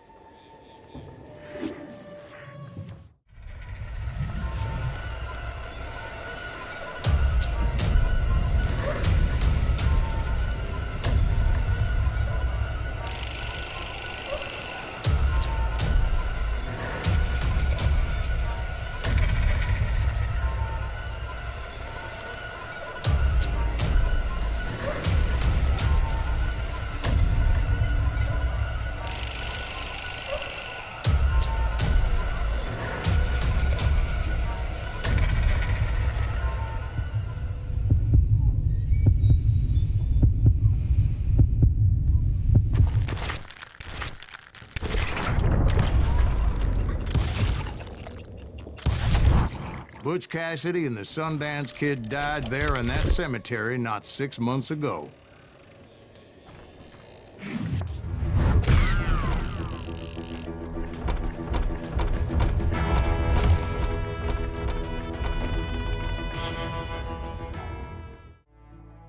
Butch Cassidy and the Sundance Kid were killed by the Bolivian army. Everybody knows that. That's the legend, but it ain't the truth. So, you never found Bob? There is no Bob. This old sumbitch ain't even Silas Greaves. Sir, is that true? Have you been pulling our legs this whole time? Well, not the whole time. Oh man, I think you've worn out your welcome here. Maybe you're right, Jack. Maybe it's time to pay. You see, Ben, or should I say Bob, your past always catches up with you. I was a different man back then, crazy. Drinking, I've changed my ways, I swear to you. If I could turn back the clock, But you can't, Bob.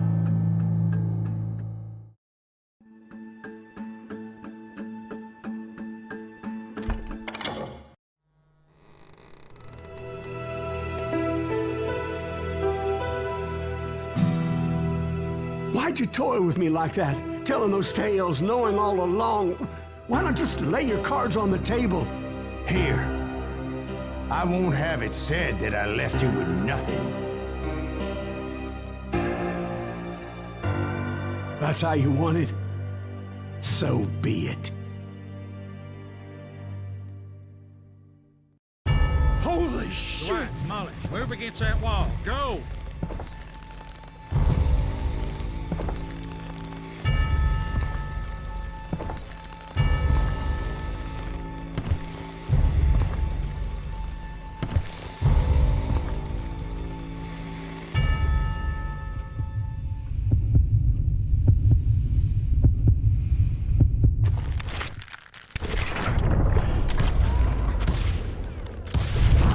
Oh my God! Oh Jesus!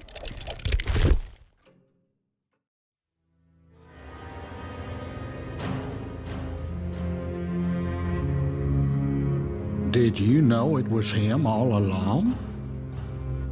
Cassidy told me Bob was in Abilene before he died. But I wasn't sure Ben was my man until he revealed how much he knew about Ringo and Reed. The coin, of course. Well, that was the last nail in that particular coffin. I better go get the sheriff. You okay, boy? You're looking mighty shook up. Dwight, maybe you best go home. Young Eisenhower here is leaving for West Point tomorrow. He shouldn't get caught up in something like this. I think I might head out myself at this juncture. Unless you want to stop me, Jack. No, sir, Mr. Greaves. So where you going now? Now that you had your revenge? Doesn't really matter, does it? As I've sold my soul for it, and will never again walk with those I have lost.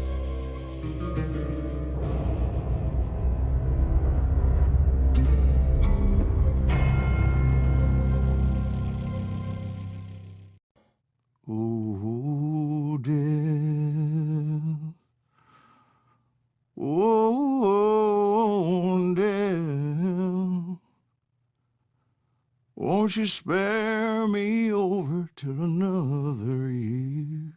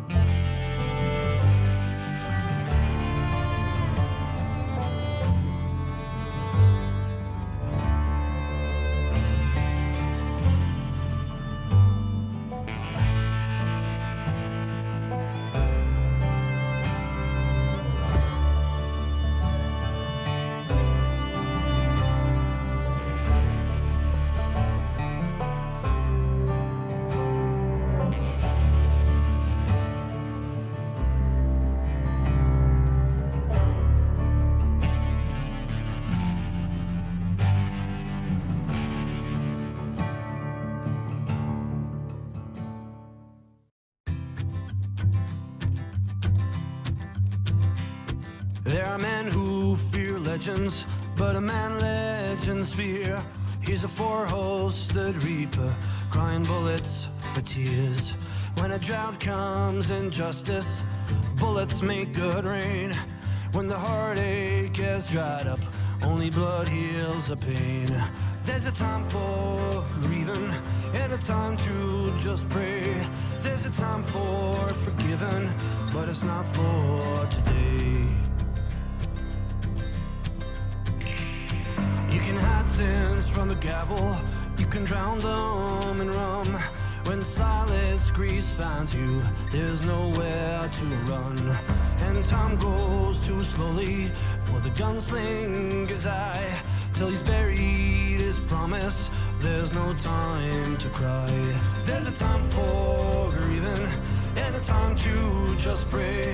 There's a time for forgiving, but it's not for today. There's a time for grieving and a time to just pray. When Silas Grease finds you, it's a time you must pay. That's a time you must pay.